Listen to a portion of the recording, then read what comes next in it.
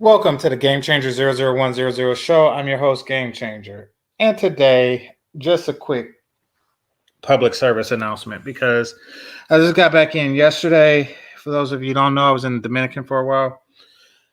Just got back in yesterday, and before regular work starts up, the YouTube shit starts up. So, as many of you know, I've been away for a while, and not just from the country, but from YouTube. I haven't really been active on YouTube that much, except when I was doing some videos, interviewing some brothers from the DR, or excuse me, in the DR. Yeah, it was decent. It was COVID kind of messed things up, but I mean it was decent. It was better than home. If you're gonna be in a quarantine nation, it's better to be in a different quarantine nation, I guess. But anyway, so I come back and apparently, people call me,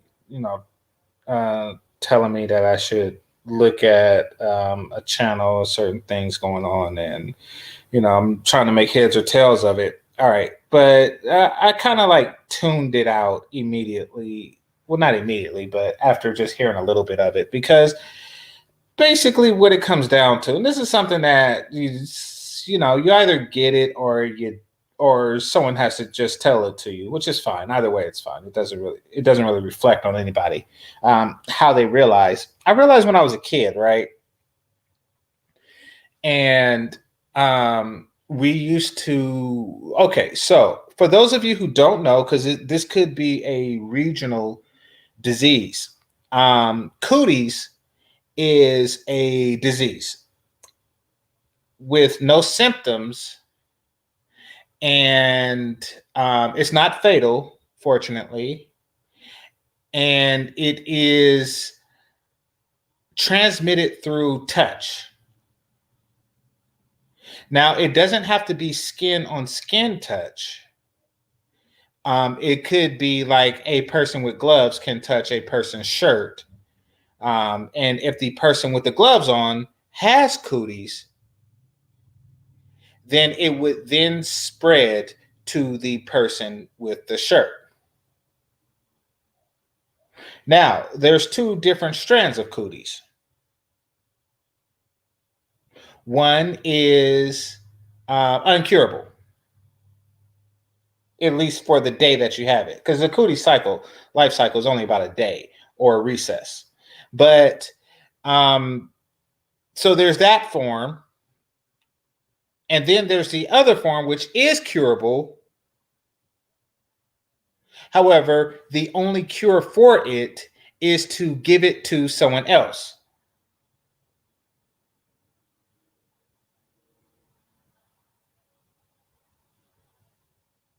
So that is cooties. Now, do you know how patient zero in a population gets cooties? Well, someone accuses someone else of having cooties,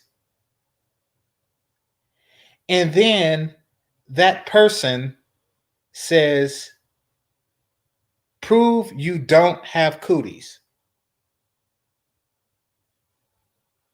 Now, absent proof that you don't have cooties meant you had cooties. And there you go. You have cooties. That's how that works. On the playground, that's how that worked. And that's when I kind of realized that this whole proving a negative is not really the way to go about things. I mean, I'm not going to say I was above the curve as a kid or something, but I will say that I did feel something was wrong with this whole ordeal. Someone accuses you of having cooties, and you can't prove you don't have it.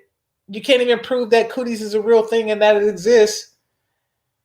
And who cares if you have a disease that's not fatal and has no symptoms? Like, really, what? WTF? Like, but you were just stuck with it. In kid world, it made sense. You were just stuck with it.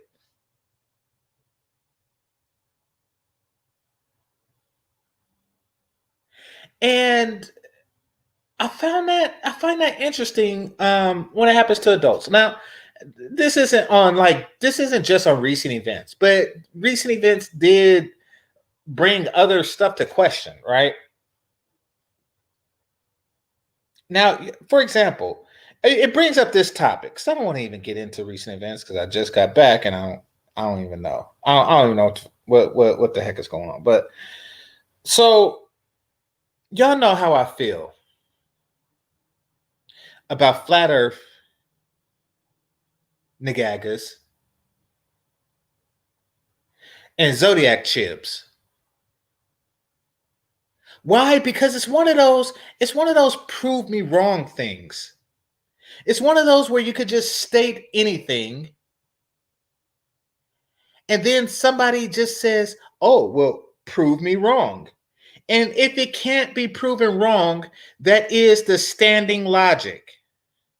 Like if somebody came to me, if a chick came to me and said, "You're going to cheat on me." Maybe not today, maybe not tomorrow, and maybe not the next day, but you're going to cheat on me because you're a Scorpio and you are a dark moon Scorpio with a Venus horizon under the Mercury sun or some crap like that. And then you just sit there and scratch your head like, are you going to go down on me yet? And then she says something like, can you prove that you're not going to cheat on me sometime down the road because you are a Scorpio? It's like, what? You know something? You are a zodiac chib. Therefore, I am not going to entertain this conversation unless my penis is somehow going to benefit from it.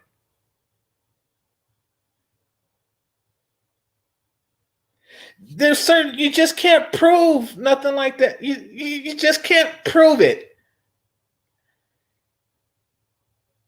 And the flat Earth nagagas. So some flat Earth nagaga comes and says the Earth is flat. Can you prove it's round? Well, there's a lot of evidence. I'm not going to go into the physics of it. And why is everything else round when you look at it through a telescope, or you just look at the sun and the moon? And why is that spherical? But we're just on some flat crap. Like, you know something? I'm not going to entertain this. Well, can you prove that it's round? In spite of all the proof that we have, the satellites and everything, you want more? No, sir. So basically, the logic is that if you cannot prove that the Earth is spherical, then it must be flat.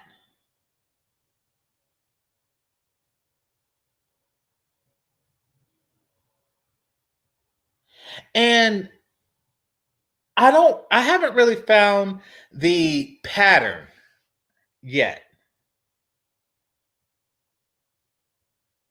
I haven't really found a pattern amongst people who require who fall for the whole prove me wrong narrative. Like, and just so y'all know, it basically goes as such. Somebody makes an assertion, like game changer, you have cooties, and if you don't prove me wrong, then you have it. That's basically how the logic goes. An assertion is made, and you're challenged to be proven wrong.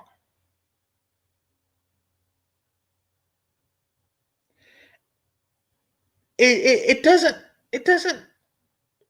it only works in certain things. Like it works with Bigfoot. And look, I don't know. Don't come at me. I don't know, and I don't care if there is a species of, I think, primate or bear or what have you. But if there is such a species as Bigfoot, no, it would be primate because it doesn't have claws. So yeah. So I don't know, and I don't care. Don't come at me with the crazy crap. I don't really care about it. Um, it may or may not exist. But if somebody said, prove to me that he doesn't exist. And if you can't prove that, then he does. Exactly, because that's believe it or not, that's exactly how Santa Claus works.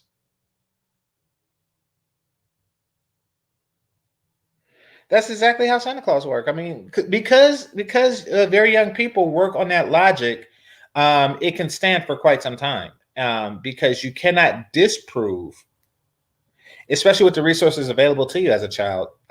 You can't disprove the existence of Santa Claus.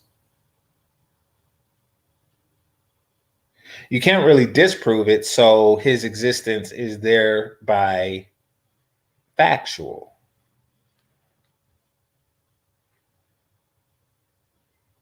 Loch Ness monster. Basically, anytime you put yourself in that position to where you're trying to, disprove something, that's the worst. That's Amazon style. That's the worst position a person can be in.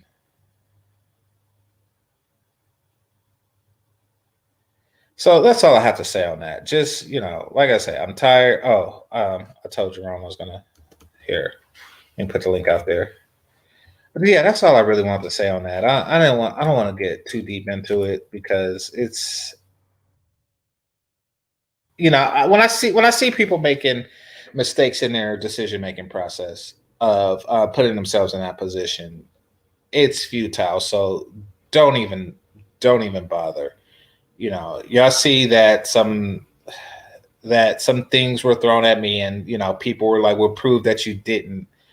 And I'm like, no, I'm not going to entertain such a notion. Like, I'm gonna be honest. It's disturbing how often that works on my people. I mean, I'm pretty sure it works on other people, but it's disturbing. It really is. It's. But hey, I mean, that's how society works, I guess. Like, someone makes an assertion and you have to prove that's not true.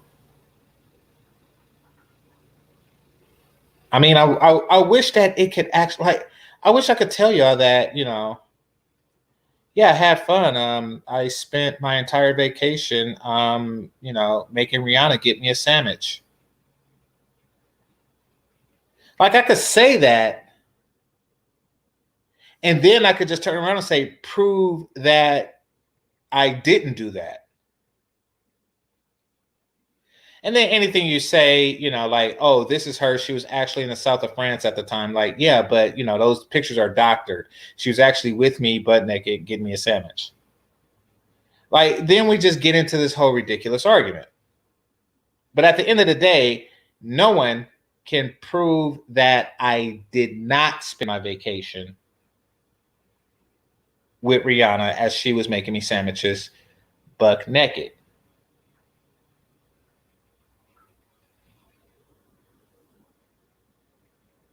Like, so does that mean that she was like? Come on, is that how you guys' brain works? And this isn't a shot at anybody here or really anybody anywhere, but I'm just saying, like, listen.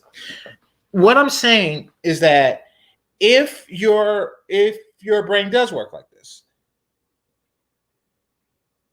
then it shouldn't, because it's not going to be to your benefit in the future. You're going to find yourself believing a lot of stuff that you should not necessarily believe. And trust me, you don't want to go there. You don't want to go there. You don't want to do that. You don't want to be a part of that. So just let that go. All right. So Jerome said that he's not gonna address it. Well, I didn't address it either, because I personally, I don't even know what it is. But it sounds, well. I'm not even gonna. I mean, with sufficient proof, I believe it, but I'm not going to place that burden to prove something like that on myself or anybody else. I wouldn't recommend. So, that's, I mean, that's pretty much that, you know.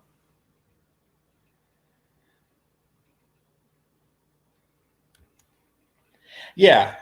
Yeah, I don't either, but you know, I'm generally speaking stoic, but I am here to help people, you know, like as much as I can. Like, but no, in my personal dealings, if somebody came at that, I pretty much just end the conversation, if I can politely do so, or you know, change it, try to politely change the subject. But pretty much, I just, you know, sometimes I just get rude and walk away. I'm not going to, I'm not gonna even discuss that. Like, I mean, you know, like, what do you do? What do you do? Somebody accused me of, let me see. Oh, perfect example. Homosexuality. Somebody says you are this thing, and you say, no, I'm not. And they say, prove it. It's like, well, I can't prove that I never went down on a guy or had one go down on me. I can't prove that that didn't happen. Does that make you a homosexual? Like, you know, it's stuff like that.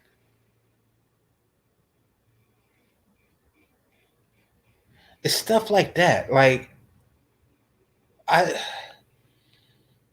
you don't want to go back and forth with somebody like that. You really don't. Like, that's is you know how sometimes your brain like kind of itches and hurts at the same time? It's kind of like that feeling. It's not like the feeling that you get when you have like um an extraordinarily complicated problem and you're working to solve it, and you know there's that frustration because of the complexity of it, you know, whether you're stuck on a video game or you're putting together a puzzle or something like that. You know, it's not that type of frustrating. You know, it's the it's the type of frustrating that it's the type of frustration that you get when it's not even like a baby crying on an airplane frustration. I'm trying to think. I don't even know what to compare it to, but it's just like a very unique type of frustration. I'm trying to think that, but every time I think of something to compare it to, it always comes back to that type of situation.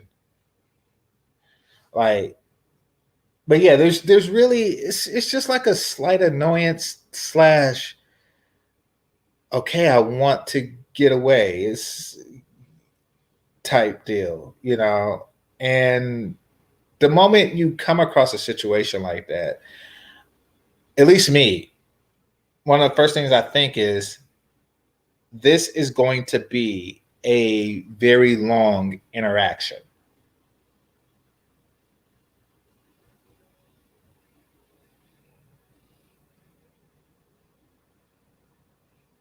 You know what it is?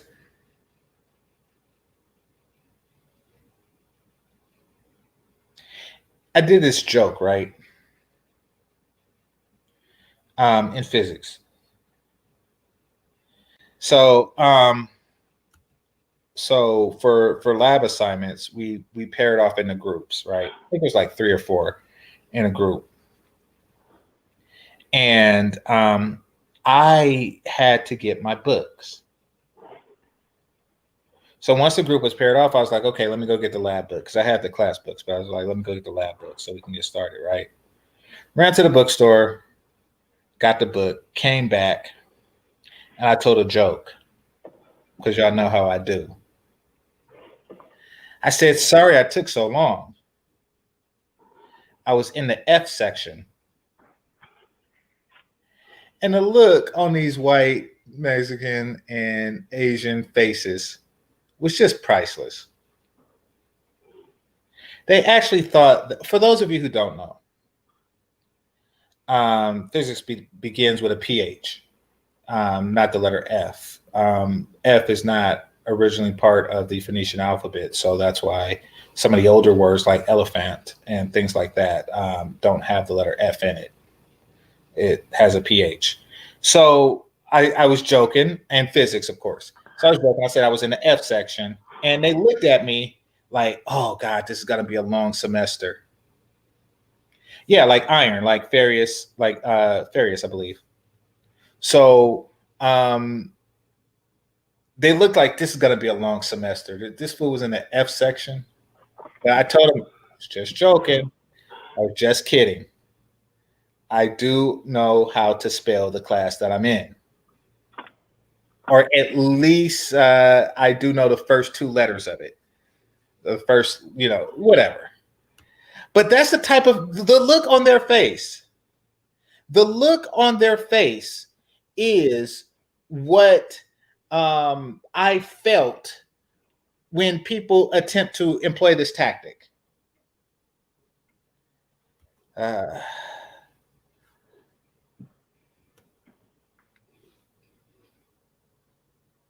Shout out to Zero. I appreciate you. Appreciate the super chat. So yeah, thank you. Yeah, I thought it was funny. It was funny, but funny with an F. But yeah. So that's the frustration. The way that they were just like bracing themselves for future strangeness to come is the way that I feel when that happens. When somebody attempts to put me in a position to prove a negative. Like, I would just rather not deal with that. Like I didn't want to deal with it as a kid, and I damn sure don't. Come on now. But people, and this isn't like something that people get sooner or later based on intelligence. It's not. This is something that people get sooner or later based on the type of interactions that they had with people throughout their lives. So perhaps you haven't found yourself in an interaction where you did not know this lesson, but trust me, you'll lead a happier life, especially younger guys. You'll lead a happier life if you avoid situations where somebody tries to get you to prove that you didn't do something, or try to prove a negative of any type. So Starscream, say for example, right? You're seeing a chick, and she just wants you to prove that you're not cheating on her. What do you do? Just curious.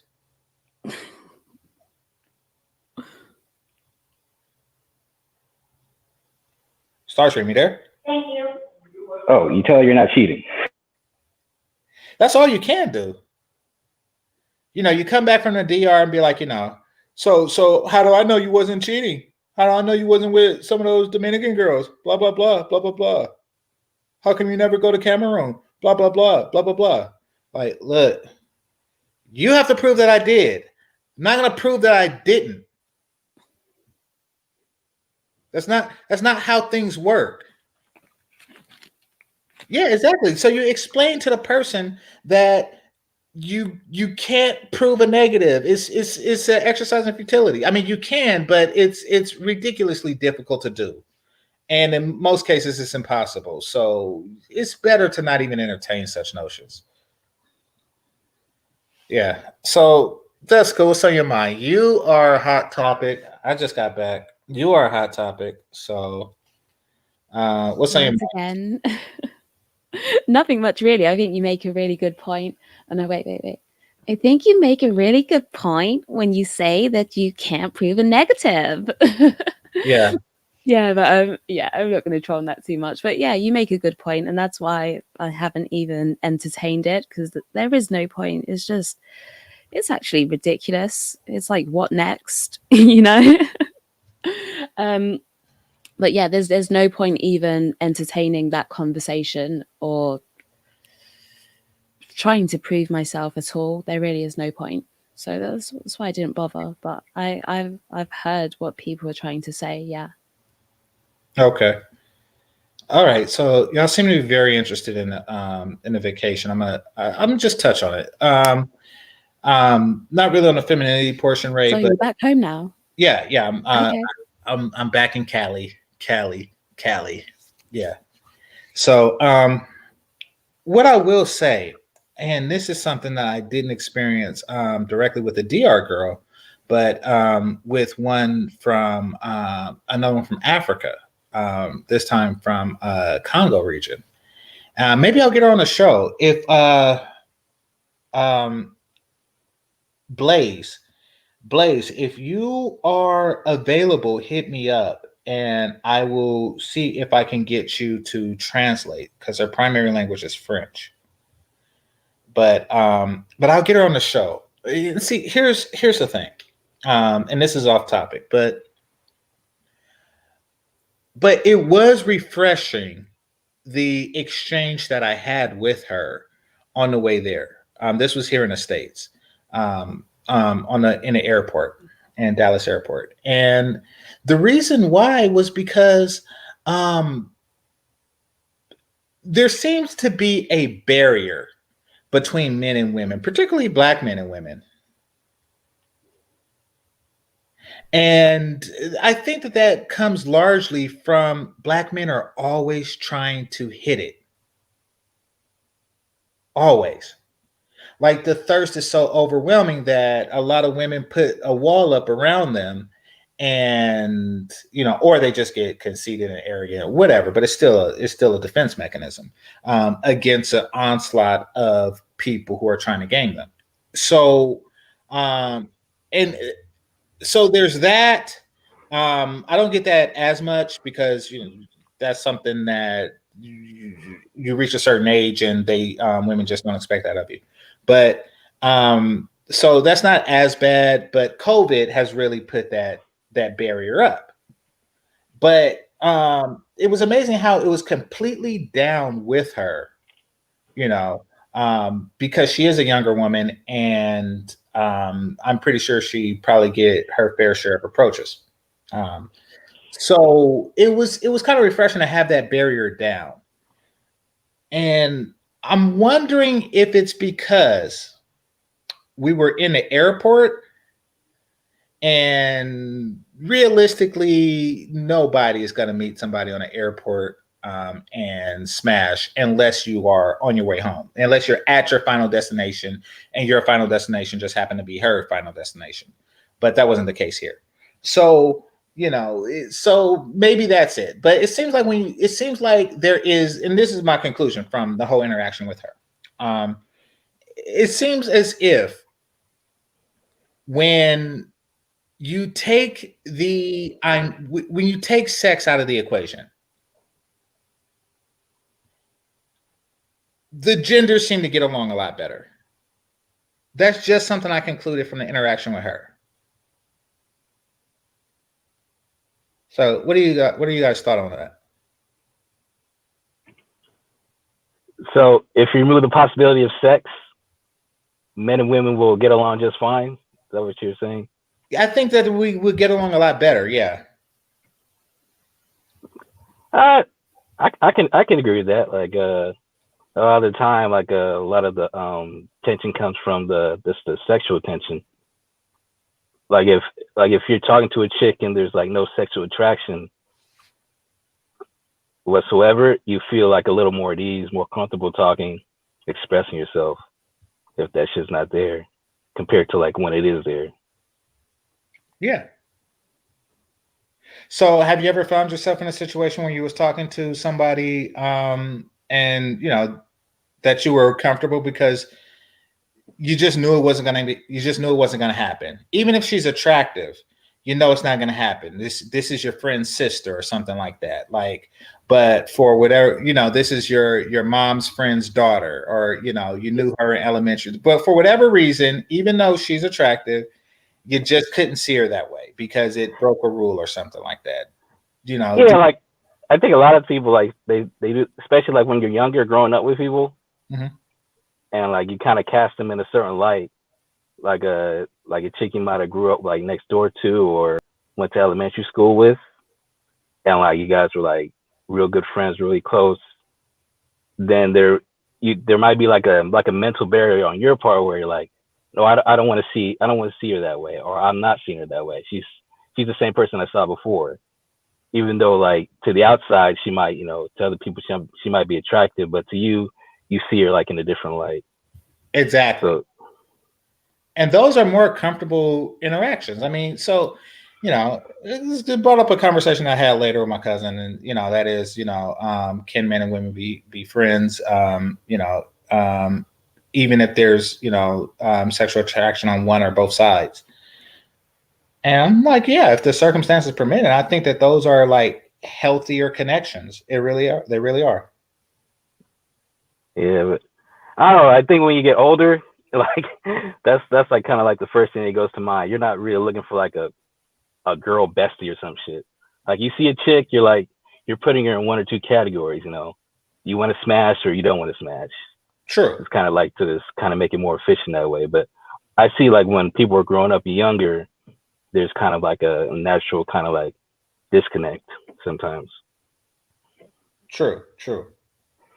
So Jessica, at your age, can you be friends with a guy? Well, I mean, obviously, because you have YouTube friends, but just like, I don't know, do you find it difficult? Because when you came to the scene, you were talking about, how guys would, stare and stuff like that, and you were creeped. Do you think that you build a wall unnecessarily as a result of that?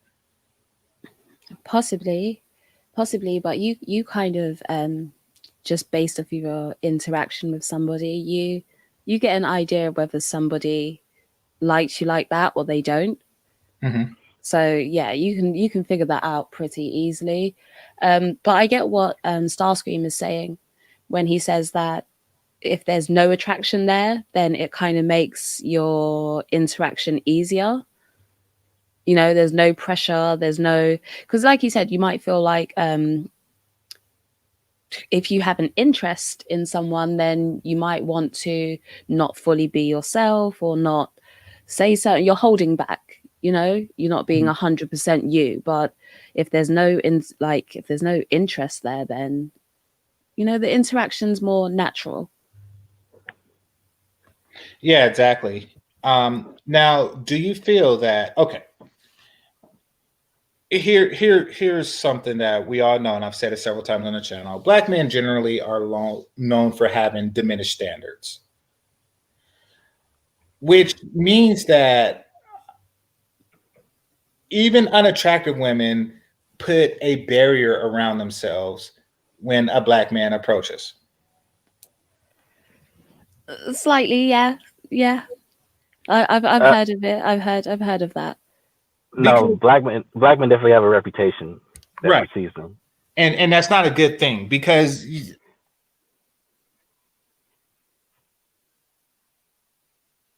Hello?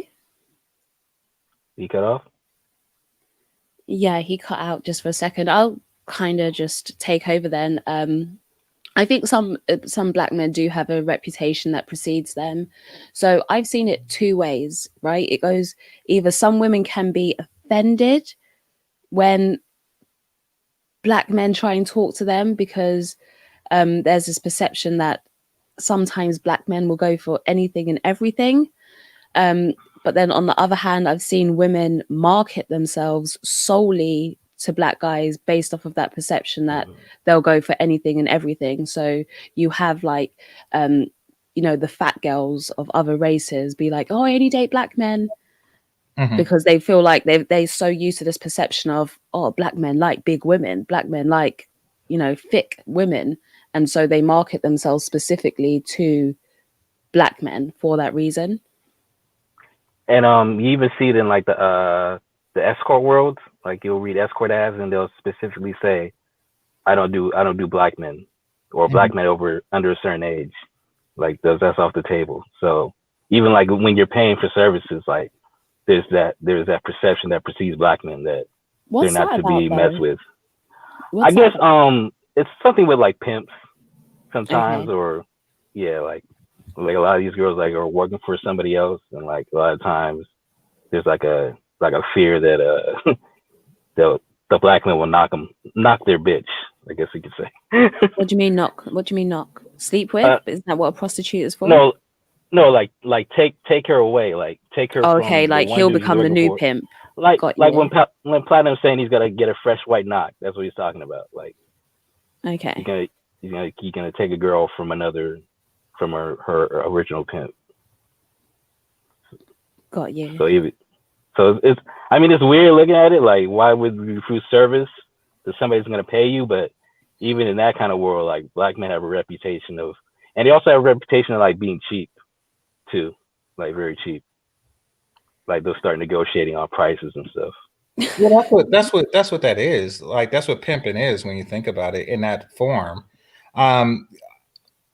Because basically what you're saying is instead of for me paying you for the service that you are providing, instead of for that, I would like for you to give me that service for free and pay me for the honor of giving me that service for free. I would like to apply that to anything else in life.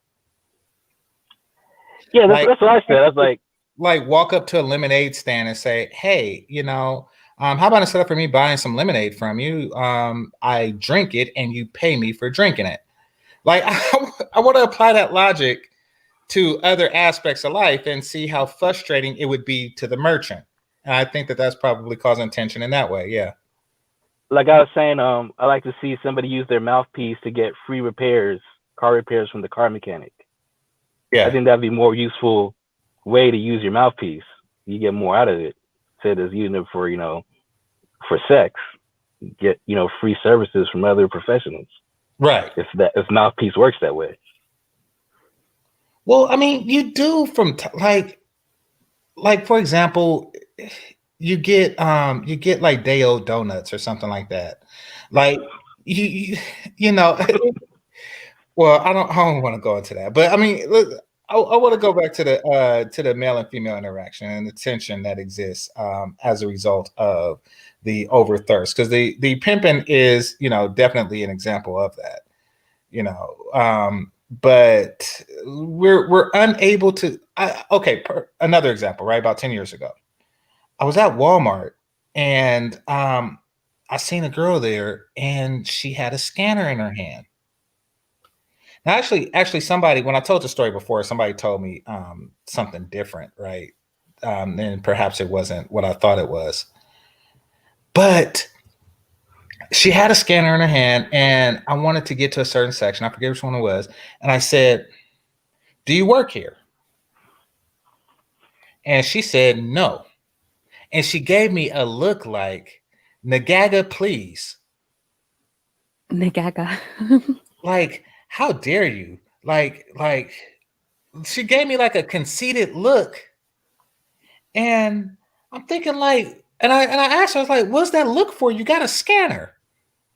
Like you didn't have on a blue vest. And here, Jessica, here, if you don't have Walmart there, the employees wear blue. You don't have on a blue vest, but you have a scanner. You're actually going around scanning barcodes of something for some reason. So something strange is going on. And I decided to ask, well, what was that look about? She's like, yeah, I know, I have a scanner. So apparently she was a merchandiser. So she works for like the company that delivers the stuff, or she's taking inventory, but whatever. She doesn't work directly for that Walmart. So she gave me a look like, how dare you speak to me? I'm thinking that was just a wall, but in telling the story recently, somebody brought out that no, she probably felt that it was an insult that you assume that she works at Walmart. I'm like, okay, well, I don't know the dynamics of that, but but the point is that look, that standoffish feeling that that women get, that the roll of the eyes when a guy comes and he might just want directions or something like that exists. And that is because you have these guys that go out and holler at 50 females just to get at one, not realizing that you're putting the other 49, you're making them roll their eyes whenever somebody comes their way. That's what I'm getting at. Any comments?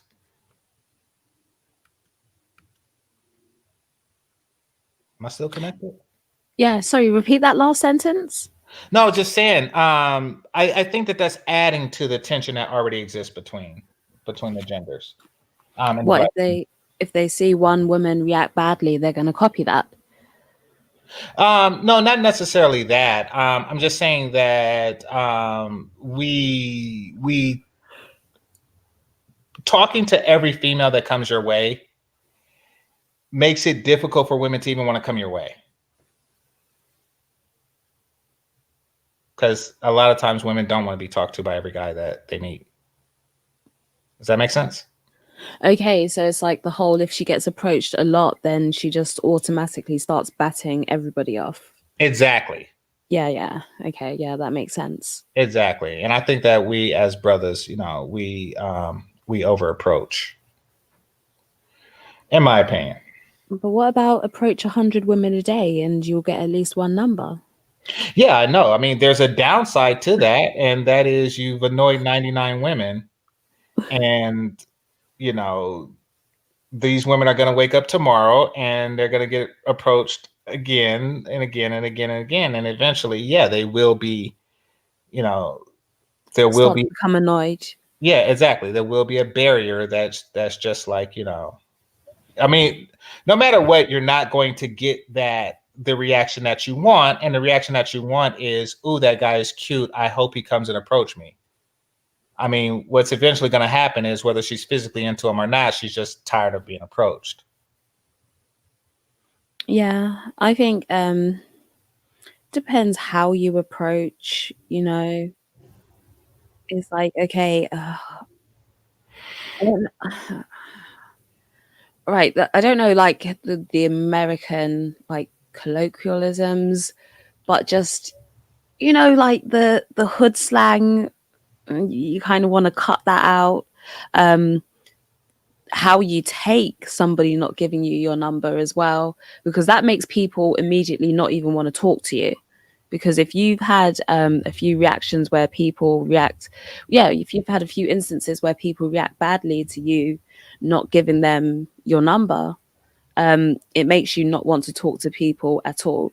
I don't know, you guys probably have it where it's like the whole you're ugly anyway sort of thing. Mm-hmm. Or sometimes guys can become upset or aggressive. So what, like what, you think you're too good for me, huh? That sort of thing. So yeah, I think how you approach and how you handle rejection sometimes is an important one. I used to do that. I used to talk shit. Oh no, GC. You were one of those. well, I was, but I didn't do it on regular rejections. I did it on like hyperbolic. She was rude for no reason. Yeah, exactly. Yeah. Exactly. I did it then. But no, like, I mean, because let's face it, some women actually are faithful to their boyfriends. So, and sometimes they're just not interested. No big word. Hey, so game changer, you think it's more just like a social kind of cultural thing with black men? That's what I kind of experienced in my life. And like there's a certain dude we all know, kind of like, talks to every chick in the chat room, including in Spanish. I was listening to him on a live stream earlier today, and he basically said, like, even if he's not really interested in the women, like really interested in getting with them, he'll talk to them anyway, just for the fun of it, just to see their reactions. It's kind of like a game to him. So it's more just like more of a social interaction, and just not just something to like a means to an end. It's kind of just like more of this, I like doing it. It's not like I have to do it. Well, it depends. I mean, like if he's talking to women just for the sake of small talk or conversation, then that's one thing. Because he's not, she probably will welcome something like that. That's just a friendly exchange. But if he's just trying to get her number, even though he doesn't have an intention to call, then that's another, because what happens there is, that just adds, first of all, it kind of gives her a false sense of what her SMV is, because whether he calls or not, or whether she decides to give her number or not, the impression was still made that, she has another one that is interested in what she has between her legs. So, I mean, in that case, it causes damage. But to just have like a friendly exchange with a female, no, I think that it should be more of that. Personally, I mean, I believe that we should have more of these, and that's why I bring up the girl in the airport, because it was a friendly exchange.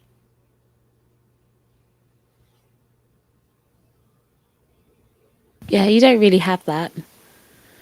You don't really have friendly exchanges. Do you know what though? I have had that, like a few people just randomly make conversation. And I Mm-hmm. don't know, I think you guys are a bit friendlier than us because we don't really talk to each other like that.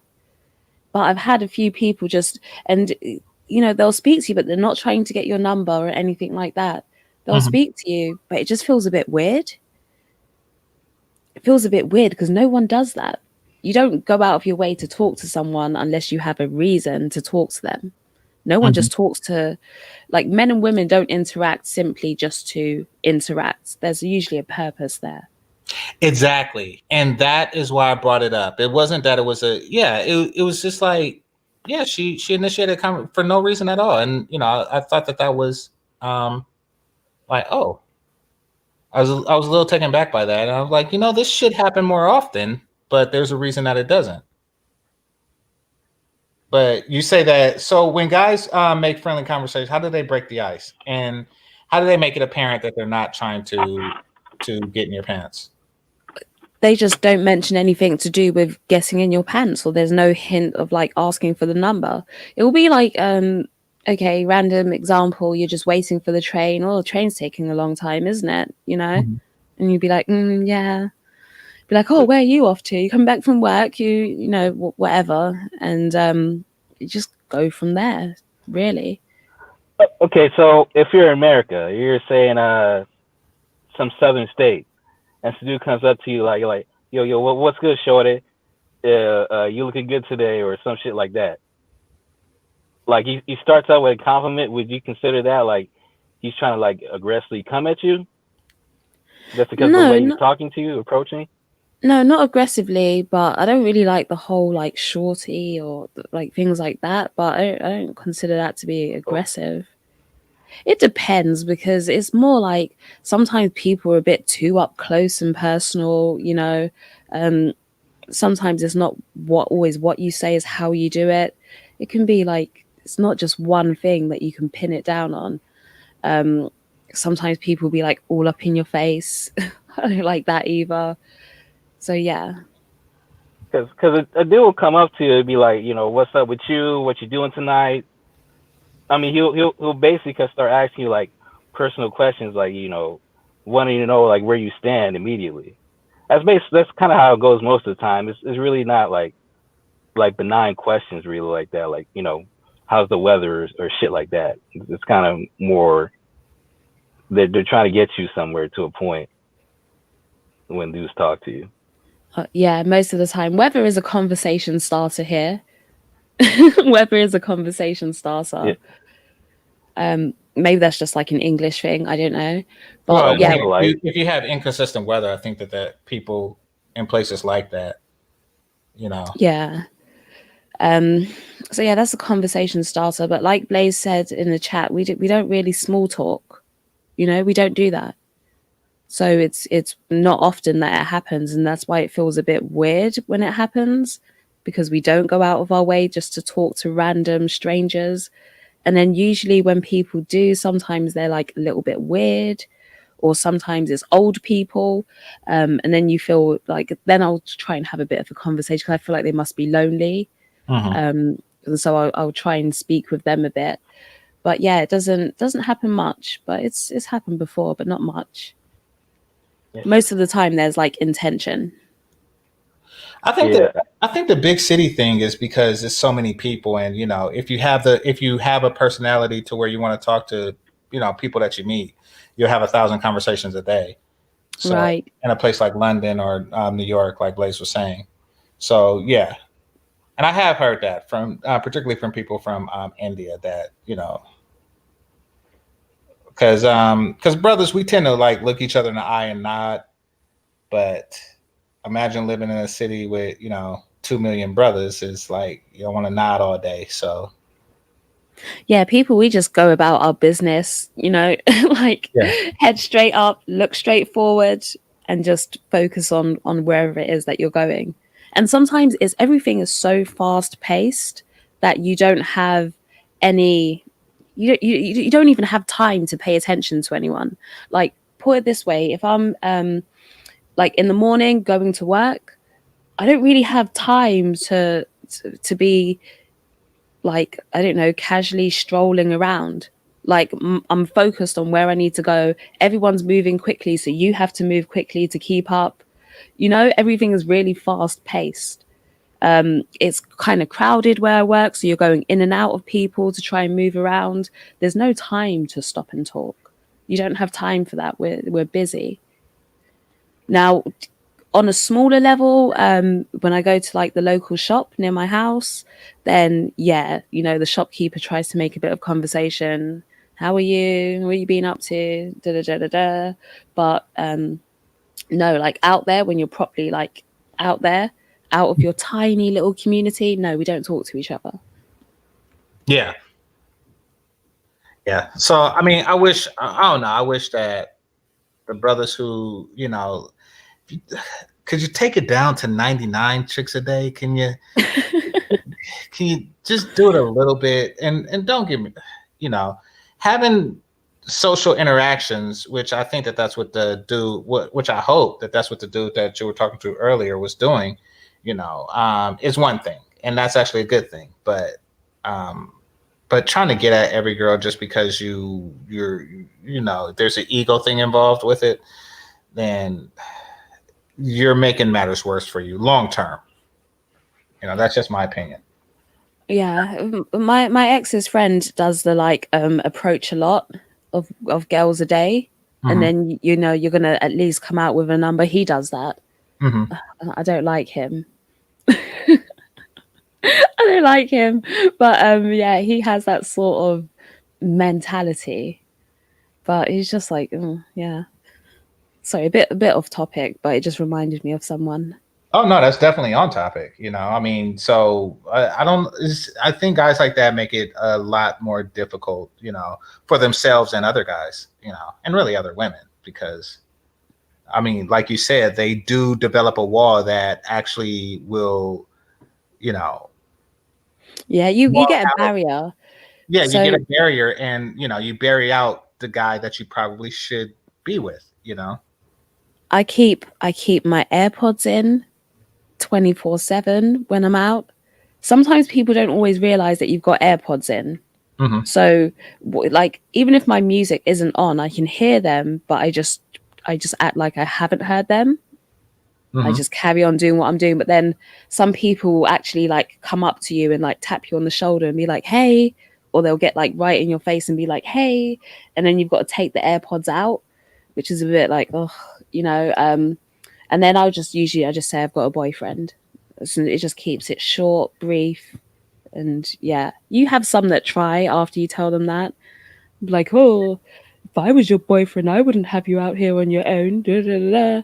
Oh, are you happy with your boyfriend? You get some that try and be a bit cheeky. But yeah. My response to that, when I want to be cheeky, whatever that means, when I want to do that, sometimes, because I like to tell jokes, I immediately say, "Can he beat me up though?" And they'll start laughing, and sometimes I break the ice. But generally, I take the whole "I have a boyfriend" thing as a rejection, and or truth. Either way, it's not going to end how I want it to end. Yeah, it's polite rejection in a way. Yeah. Or she actually has a boyfriend. Yeah. But it's still a rejection. Either way. Yeah, I think it's easier for dudes to like create like kind of artificial barrier, just based on the way like you present yourself or you look in public. Like people automatically, like I found this, that like just the way I kind of like carry myself in public, like people kind of just keep their distance from me. Like maybe that's the way I'm looking, that I don't seem like that friendly or that receptive to conversation, but people kind of just kind of leave me alone when I'm in public. So I think it's a lot easier for guys to just kind of like create a barrier for themselves, like, don't approach me. unless you got really something to say. True. I mean, and imagine what that's like for women who get approached a lot more than guys. I mean, their barrier is stronger. Well, even Jessica like had a barrier. I think like a lot of dudes, there'd be some dudes that still be like determined to like go through it because they just want the action so bad. So they'll, even like if she had like a sour face, there'll be some dudes who'd be like, let me try to turn her day around or see what's wrong with her and see if I can make her smile or some shit like that. Right. But do you know what? People tell me I look sad. I get that a lot. I don't know why. I find it annoying. Like, why are you so sad? What's on your mind? Smile. And I'm just like, I'm not even sad. I'm just doing my thing. But yeah, people tell me I look sad. Yeah, I think a lot of times like it bothers people if girls look a certain way in public. Like it'll rub people the wrong way if like you have a sad look or like an angry look on your face. They'll like try to get you to like they'll change your attitude in public. With guys, it's more like hands off. Just leave dude alone, let him be. Yeah, I don't think people approach men that much. I've never approached a guy once and made conversation ever. Why do you think that is? Because it's like, why would I? It's like I said, it's not something that you do anyway. You don't just make conversation here. So that's probably one. And even two, what would I be making conversation with you for?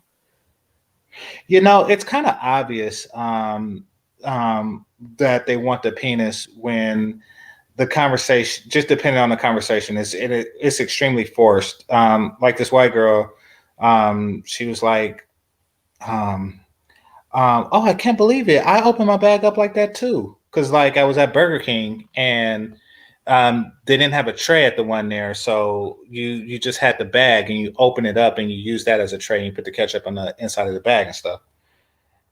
Now that's just like a logical reaction to the situation. And I'm pretty sure more people do it, but she was really excited and so it's like, okay, she wants the penis. However, no, I mean, but what do you do in this situation where people are trained to, not break the ice or just have a guard up, because on the opposite end, guys are used to women having a guard up. They're used to, getting past their defensive, getting past their barrier. Like, what do you do when the gates are open? I don't know. I think that we have a weird dynamic going on, and a lot of it is because, I mean, let's face it, when a young lady turns 18, she has every man from 18 to 81 trying to get into her pants, and that's old men don't really approach. Old men don't approach. They just look, but they don't approach. Generally, I get approached by people who are younger than me. Not even always people my age. For the most part, they tend to be younger than I am. Mm-hmm. But yeah, not old guys, no. So Ira asks an interesting question. It says, who gets past the front door? Who do you let get the number? If I can answer on your behalf, and you can tell me if I'm wrong, Jessica. Sure. From what I understand, and this is probably true for Jessica and women like her, is that guys who are placed in a situation where they're together for long periods of time have a extreme advantage over casual meet guys, meaning guys that a woman works with, goes to school with, gym, similar activities, but guys that they see on a regular basis, forced or otherwise, tend to have a extraordinary advantage because he's not he's not messing with that limited time window of I see you, I want you, we're gonna do this the easy way or we're gonna do this the hard way type deal. So it seems like those guys have an advantage. Is that your answer, or do you have a different one? No, I agree with you there. I think being in closer proximity to somebody, you can almost, what's the word? Is it what's the word? Pre-selection. like, yeah, I think it's pre-selection. You Yeah. can almost pre-select somebody from just being around them and getting to know them that way. Whereas with a stranger, it's like a total cold approach. You know nothing about them. Is that social circle versus cold approach the dating coaches talk about? Yeah, I prefer social circle as opposed to cold approach. Yeah, if I had to put a number on it, I would probably say like, social circle gives you a like 100-to-1 better odds than cold approaching. And that's all things equal. You look the same, your personality's the same, your swag or whatever you want to call it is the same, your income is the same. Like all things equal, that is a huge advantage. Like that's the greatest advantage you can get. She still views you differently. Yeah, I've never given my number out like that. No, there was one time I regretted not doing it. One time I regretted it. I was like, oh, why did I do that? But he was gone. But yeah, I haven't given my number out. Yeah, I mean, like the lowest percentage places, like this public places. That's why everybody laughs when like ARC starts going about the shit about meeting chicks in grocery stores. And getting his like, dick sucked around the back of the store. Yeah, because normally that's like a real low percentage. Like, and like dudes have to be like really confident going up to chicks in like public places or grocery stores. But if you're like in a bar or like a social setting, then you got a better chance of getting a conversation going from a chick you just kind of met on the spot. It has to be like a real kind of social setting with lots of drinks around, and that's kind of like ups your chances. Yeah, I think it depends on the person as well, because I'm more like, okay, it's like even if you got somebody's number and then arranging the whole date, like the momentum is gone, at least for me anyway. The momentum is gone by then, and so my interest is gone. If the momentum is gone, my interest is gone. So yeah, that doesn't, like, the whole approach thing doesn't really work for me, because then it's like, okay, you have to talk on the phone for a bit. I don't find that interesting. Yeah. I mean, that's why the focus is so much on like just getting the numbers up, because most of them, like 95% of them are going to fall through. They're never going to get past 1 or 2 conversations.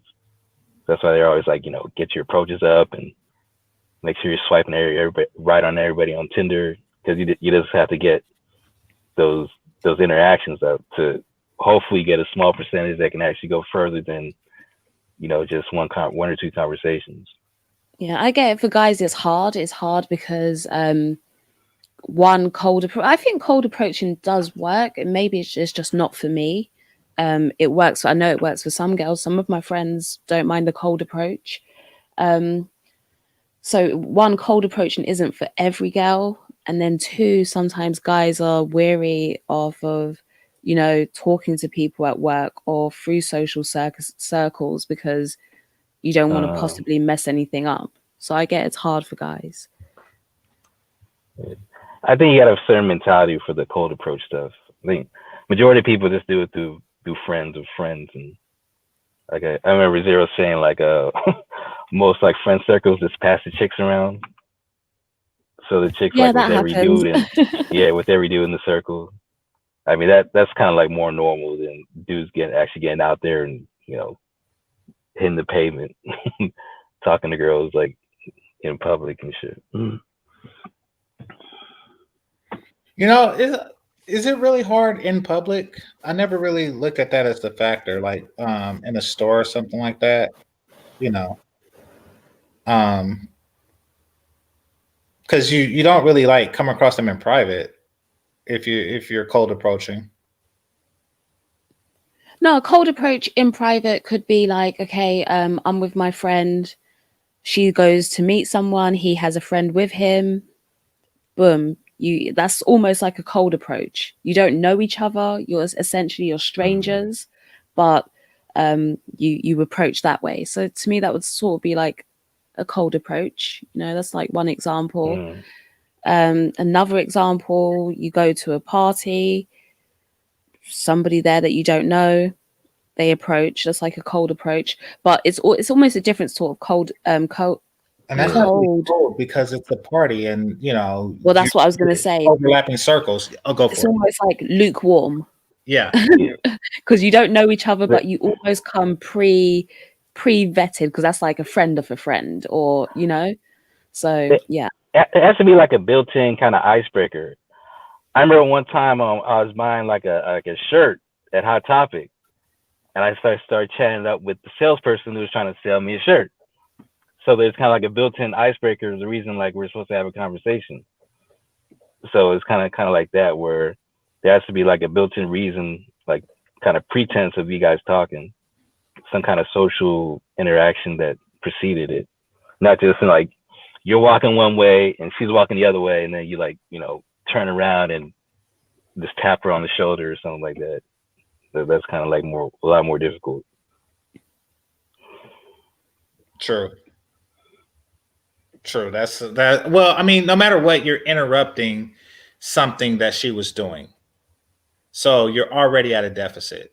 You're already at a disadvantage because you're stopping her. Like, she was heading to a destination, and you are delaying that. Yeah, I think it depends where you're going as well. Yeah. Something more casual, okay, it's not really a problem. But in the morning, if I'm going for work, I'm sort of always last minute anyway, and so I have like my journey timed out perfectly. So I can't have any, what's the word, like interruptions. You can't calculate the interruptions like on your I literally, I don't have time for it. I've got it down to like the last minute that I can leave my house and get there on time. So I don't even have time for it. I actually think people who use public transportation got a big advantage over people who just like driving their car. Yeah, I was gonna say that. Like, BART is probably because if everybody is as clockwork as Jessica, you'll see the same person on the BART every day. You do. I see the same people in the morning, like at the train station near me. I see the same people, but then once you get onto the tube, then it's chock-a-block. Like, I'm a bit short, so all I see is like chests completely surrounding me. I don't even get to see people at that point. But in the morning at the train station, yeah, I see the same faces. Yeah. So that would be an example of you're placed in someone's proximity for a while. I mean, there probably isn't much pre-selection going on there because you're not seeing them interact. But you see the guy every day, and you could build up a dialogue that builds each other. It's almost like you have a sense of familiarity. Like, you don't know each other, but you know each other. So they're like the people that for a guy you'd give a head nod to because you see them every morning, same place all the time, even though you don't know each other. Right. So, exactly. Yeah. So if you exchange smiles, that's the opener, basically, to like go proceed for a conversation. But I mean, if, like me, I drive my car everywhere, so it's just me and my car. Mm-hmm. So there's no like kind of person I'm just seeing cars on the road.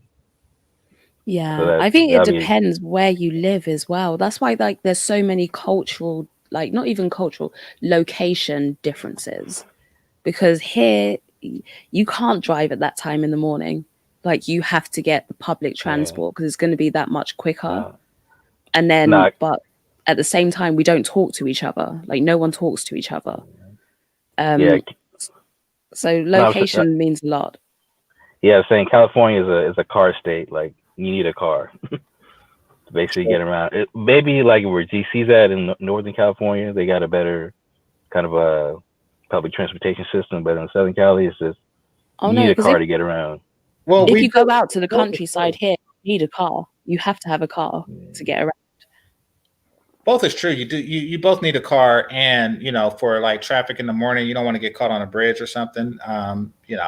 Unless you carpool, you're probably better off on BART. Yeah, I mean, for me to get to the next city on like a bus, it'll take like an hour at least, and a car is like 15 minutes. So it's like it's not even a question of like what's more efficient. But there are some cities, even in the U.S. where like, you know, public transportation is pretty decent. You know, like, you know, if you're in like a centralized area where you work and you eat and stuff in a major city, then you don't really need a car to get around. Like I remember like in New York, you definitely don't need a car. So True. So it's easy to say that it's easy to conclude at least that it's a lot more difficult for people to live in large cities to get together than people who live in smaller ones. You know, for the reasons that you stated. yeah. Is that to me era black TV? You don't initiate conversation and people always think you have the sad face. What do you mean? Well, I was looking at Ira's comment and his past comments throughout the thing, and I'm thinking that he's under the impression that you reject a lot of guys, and most women do. Looks aside, most women reject a lot of guys, and I get that, especially from a guy's point of view. It seems like they shouldn't have any complaints, and why are you doing this? But you gotta think like the way the bell curve works for anything is that it's highest in the center, means that most people gravitate towards average, which really means that um, from a woman, and I'm not going to say Jessica, but from a lot of women's point of view, they're getting approached by the exact same guy over and over again because most people are average. So even if they themselves are average, they just get this like show me something new type deal. Or if they give their number to one guy, then they would have to give their number to every guy because he's no different than any of the other guys because most guys are average. So, they start looking for the exceptional guy but every woman's looking for the exceptional guy. So, other things come into play with that. Like there's pump and dump, et cetera, et cetera, et cetera. So it's more difficult from her point of view than it seems because, if guys had the same options that women had, we would just enjoy our lives a lot more, but we don't. So we have a different type of difficulty in dating than they do. I hope that explains some of it, Era. But that's why a lot of women like the dating app because they get a little more control about who they can approach or who approaches them. I think the app. Well, I think that they do themselves harm. A lot of women do themselves harm on dating apps because, I mean, they're just widening. They're just widening. How do you say it? Widening. Thank you. They're just widening the net, and they already have a very wide net. Like the net was very wide to begin with. They just made it wider. I mean, the problem is a wide net. So say you have a girl who is in Chickasaw County, right? And there's 100 guys for her to pick from. And it won't take her long to find the best of the 100 guys. And also once she's found this guy, there isn't going to be a what if, However, if she lives in New York City, if she lives in New York City, there isn't 100 guys. There's 100,000 guys. And she's never going to get to the bottom. And there's always going to be the what if factor. And then, so that's a problem because, for the reason just stated. And then if you add to the fact that she lives in New York City and she's on Tinder, like really, you just like if you couldn't find Mr. Right with 100,000 options, what makes you think you're gonna find him with 1,000,000 options? Well, like a lot of girls have like a Tinder account, then they find the one dude, and then they'll temporarily put the account on pause. But every so often again, they'll start swiping again just to see what's out there. So yeah, like you're saying, like unless they completely shut down the search and get off the apps or the social media accounts, like there's always more options out there, especially for women. Like I remember I had a friend, and like this chick he was seeing, like she let him like create like an Instagram account and a Facebook, and basically he had her password and access to her DMs, and he would just always see like guys, just new dudes popping up in her DMs, just trying to take their shot at her. Yeah. I mean, so it's, I don't know. I think it might cause more problems than it helps. Me, I don't even online date anymore, because for several reasons, but primarily, and maybe you could tell me if this is true, Starscreen, the technology that's out as far as altering a woman's appearance, with pictures, is amazing. And this was years ago. This wasn't this. No, this isn't recent. Like, this was years ago, and my cousin showed me this makeup thing, and that's like, so that's not even like with the filters and everything. It's like, something, you're never gonna get what you see. You're never gonna get what you see. So I just like, That, especially even if you look like the Instagram models, like those, a lot of those pictures like heavily filtered. So like you're never gonna get like an accurate like what she's gonna look like right in front of your face until like you basically get her to cam up, basically like a FaceTime or some shit. Then you get like a more accurate view. But just looking from like the profile pictures, like you're never gonna. A lot of the filters are like so obvious. So like you don't really know what you're looking at until you actually like get like a live feed of the person. So Era Black TV, you didn't ask me anything for me to answer. I don't know, maybe come up and explain yourself, to explain it better. But you said to me that I reject a lot of guys and I have sad face. That's not to me, that's not a question. So I don't know what my answer is meant to be. I don't, what do you want me to say? Eric, I'll put the link on for you because, I've been looking at your comments, and there isn't one question there. I actually was speaking for you and trying to gather like what you were getting at, with your, you know, with your comments. But it says, let's see, what does I date from my social circle mean? It means that you date from people that you know socially. So whether that's like work, friendship groups, places that you frequent, you date amongst those people because you know them. You already know them. So you have almost like a certain relationship established already. So it's people that you know socially. If you go to, I don't know, maybe you've got a hobby of you like to do, I don't know, karate. I don't know. You might meet a woman at the karate club. That's social dating. That's dating from your social circle. Yeah. So hopefully that answers the question. Let's see. I'm trying to turn on camera. Wow, what you got against Toronto girls? I've never been to Canada, so I don't know. No, honestly, I haven't. I was laughing. I was laughing at Ice's comment. Oh, actually, just Avatar looks more.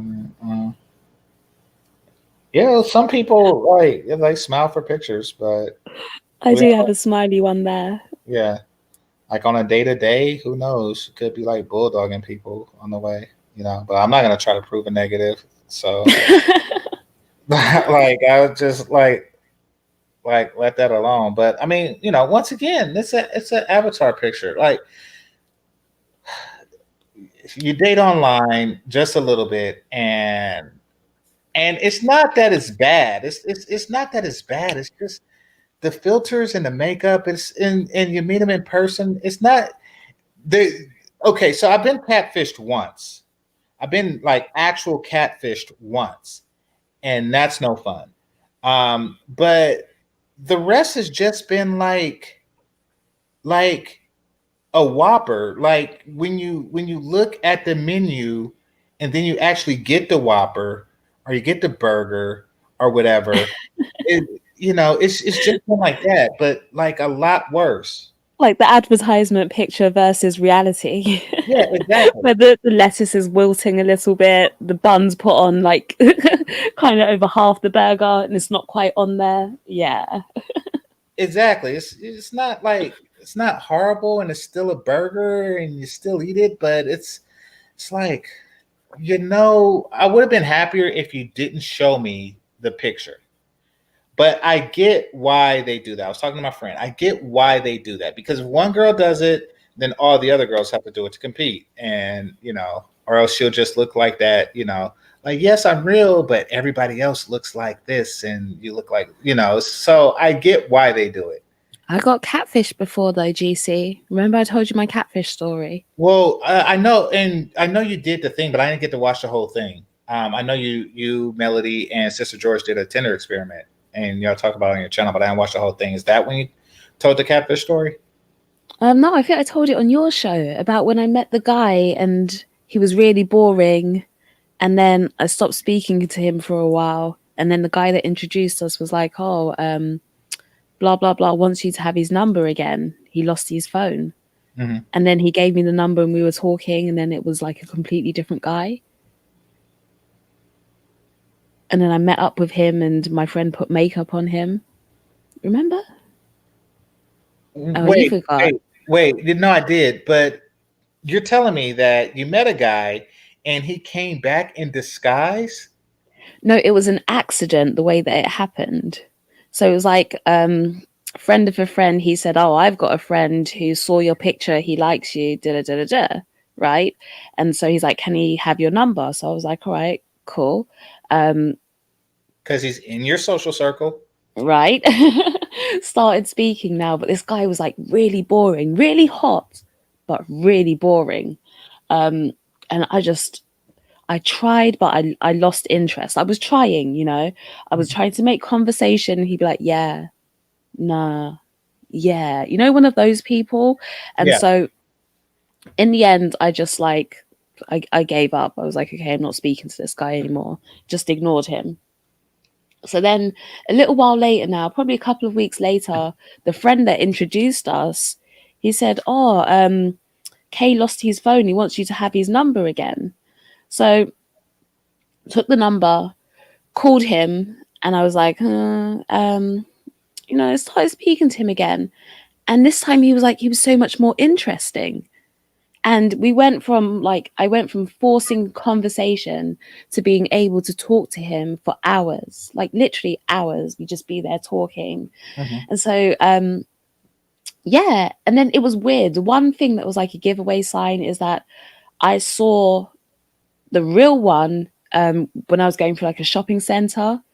Tried to hide from him, but he saw me because I feel like I didn't look good that day. He saw me because he's like really tall. He was like 6'4" or something. So he saw me over the crowd, came over, said hi, hugged, talked. But it was weird because when we talked that time, it was like, it just felt weird. It didn't feel like the guy that I've been having hour-long conversations with. But anyway, scratch that.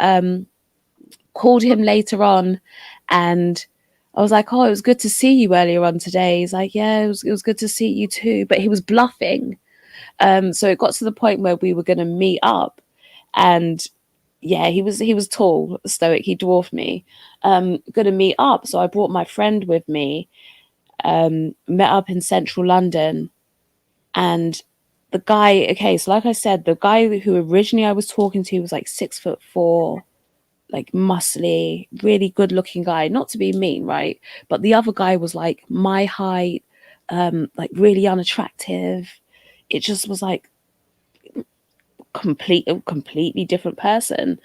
And basically he was like, when the guy that introduced us went to go and give me the number again, he gave me the wrong K in his phone book. So I was speaking with a completely different K, same name, but different person. And so, yeah, We went. He got us something to eat. My friend put makeup on him. It was bad. We were young. Put makeup on him, and then yeah, we just left. But he What was the pretended makeup to be, about? because I think she just wanted to take the mick out of him a bit. Like she took pictures. She made him come to the girls' bathroom. She took pictures of her like sitting on his head. It was stupid. But yeah, that's what So happened. it sounds like you're more compatible with the ugly fat guy or the ugly He unattractive wasn't guy. fat, but well, conversationally, yeah. But then you know. Come on. Did he have like a good job, or was he just like? No, we were young at that point. We were Oh, okay. young. See, yeah, So women are shallow. your friend is awful. You know that, right? I know. I don't speak to her anymore. She's the same one that said she liked to go swimming with me because I was fat and made her look better. That was the same girl. Remember I told you that story? Yeah, yeah. Yeah, that's the same one. This was a long time ago then. Yeah, this was when I was young. This was when I was like 16. Oh, so you're still a big girl then? Yeah, but it's still a big girl, but Well, young, you immature. you and the other dude were come simpatico. Both of you Yeah, were but kind of the like on the same looks level. no. Because then I wasn't huge. I'd lost weight, so I wasn't big anymore. I was kind of fat, a bit chubby, but I wasn't like I could still do better, put it that way. Even at that stage, I still pulled like the 6'4" model, right? So yeah, but the attraction has to be there. It has to be there to a certain extent, and it wasn't there at all. So you know your friend was deliberately humiliating the guy, and it was a turn on to her, right? Yeah, she was a bitch. Okay. She was a bitch, which explains why we weren't friends for much longer after that. So fellas, don't be that dude. Like, you mind if I put makeup on your face? Yes. Bitch, I mind if you put makeup on my face. Like, I know what this is going. I know you get some type of perverse thrill out of emasculating me. I know Yeah. that. We went to sit down and eat in KFC, and she made him buy like 5 buckets just for the sake of it. But if you're a young guy, like you kind of got to be coached that way because like your sex drive is so like going forward, like on overdrive that like you almost agree to anything. So there has to be like an older man who kind of like puts you up and like, no, like if girls ask you to do this shit, like you don't do that. You say no. Like you don't let girls put makeup on you or like dress you up and shit like that. Yeah. It's because you think they'll make them like you more. Like, but if a dude's like kind of left his own devices, like you could be coached into doing a lot of shit. That's like A lot of stuff. Yeah. yeah. No, I get it. This is to the young dudes because he didn't hit it. And I think that they should know that. Like, he didn't have sex with Jessica or her friend. And even if he was, like on the way going in that direction, putting makeup on didn't help his cause. No, it Yeah. didn't. She wanted to take him because like we were in central London where all the shops were. So she wanted us to take him and go and get him to buy us stuff. But I was like, nah, come on, like that's enough. Like we've got to go now. Yeah. So It was mean. It was really mean. It was. Yeah, she's a horrible person. I would kind of assume he didn't have like a strong father figure in the home. It's he's letting girls put makeup on him. Or one of these modern fathers. Yeah. Like the ultra leftist. I don't know, but yeah, that poor dude. And she's just getting through. She's probably putting makeup on somebody right now. Like, We took another guy, right? Like to like the wig shop, and she put wigs on him and took pictures and then posted it on social media. Like she was a bitch. She was a bitch. She had a habit of doing things just to be mean. she was a chib. A chib. I simply reversed the syllables. Oh, I'm trying to clean up my show. oh, my bad. But yeah, she was a she was a chib. She was a chib, and yeah, I don't. mean, but chicks like that, I mean, if they're really predatory like that, they got like an endless line of victims, dudes they can Yeah, attack. So it is. especially I at bet that age. I bet unless she took it upon herself to kind of change her ways, she's still doing the same shit, maybe on some different level to dudes, The just craziest thing, humiliating them and shit. I saw her right a couple of weeks ago, and she tried to make conversation, and I just ignored her. Just ignored her and kept on walking. So y'all must have had a falling out. Yeah, we had a falling out because she was like, I said, she was a what's it, a chib, The you chib. know? Uh-huh. Yeah, and then I think she got jealous at that point because the way that people perceived me, because she was a friend from school, right? So obviously she was there when I was bigger, and then she sort of started to see the way that I got treated versus her was different. And so from there she started sort of like turning against me, and she would just be mean for no reason. So yeah, we ended up falling out. It You wasn't ever seen for that? no reason. She is a chib. Like that is the reason. Like every action just is rooted in that. It plagues every decision that she makes.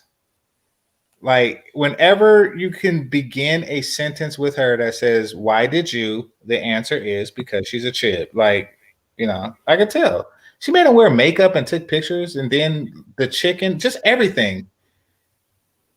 Everything. Her imagination just goes into deep, dark places of how to just ruin people's. Well, it's like petty, mean girl, like your version of Yeah, like high school stuff, you know? yeah, it's like that movie, Mean Girls with Lindsay Yeah. Lohan. Yeah. Yeah, I like that movie. But I mean, but these were girls. They just said like mean snide things to other females. They weren't like deliberately leading guys on and making them continue to monkey dance and stuff. You know. I remember like the teen movies in the '90s were full of that shit. Like like the nerdy dude would be led on by the hot chick, and she like because like the hot chick have like a real popular boyfriend in the school, and like they'll like conspire together to like humiliate some other unsuspecting dude and shit like that. So like Like a lot here. of a lot of teen movies in the '90s were like that. So the ones I remember is Can't Hardly Wait. Yeah, She's yeah, I All- remember that one. and what's the one with Nick Cannon? Love Don't Cost a Thing. Um, was there another one? Oh, that I think that was the reverse. With I forgot her name, Lainey something. The chick with like the round face and the glasses, and Yeah, like She's All That. she's all that. Yeah, yeah. Like where the dudes picked her out to take advantage of her. Yeah, Oh no, is it She's All That or no? Is it She's All That? And yeah, it's Yeah, the where brunette girl with the glasses, and then they give her like the makeover. yeah. That was She's yeah, All yeah. That. Yeah.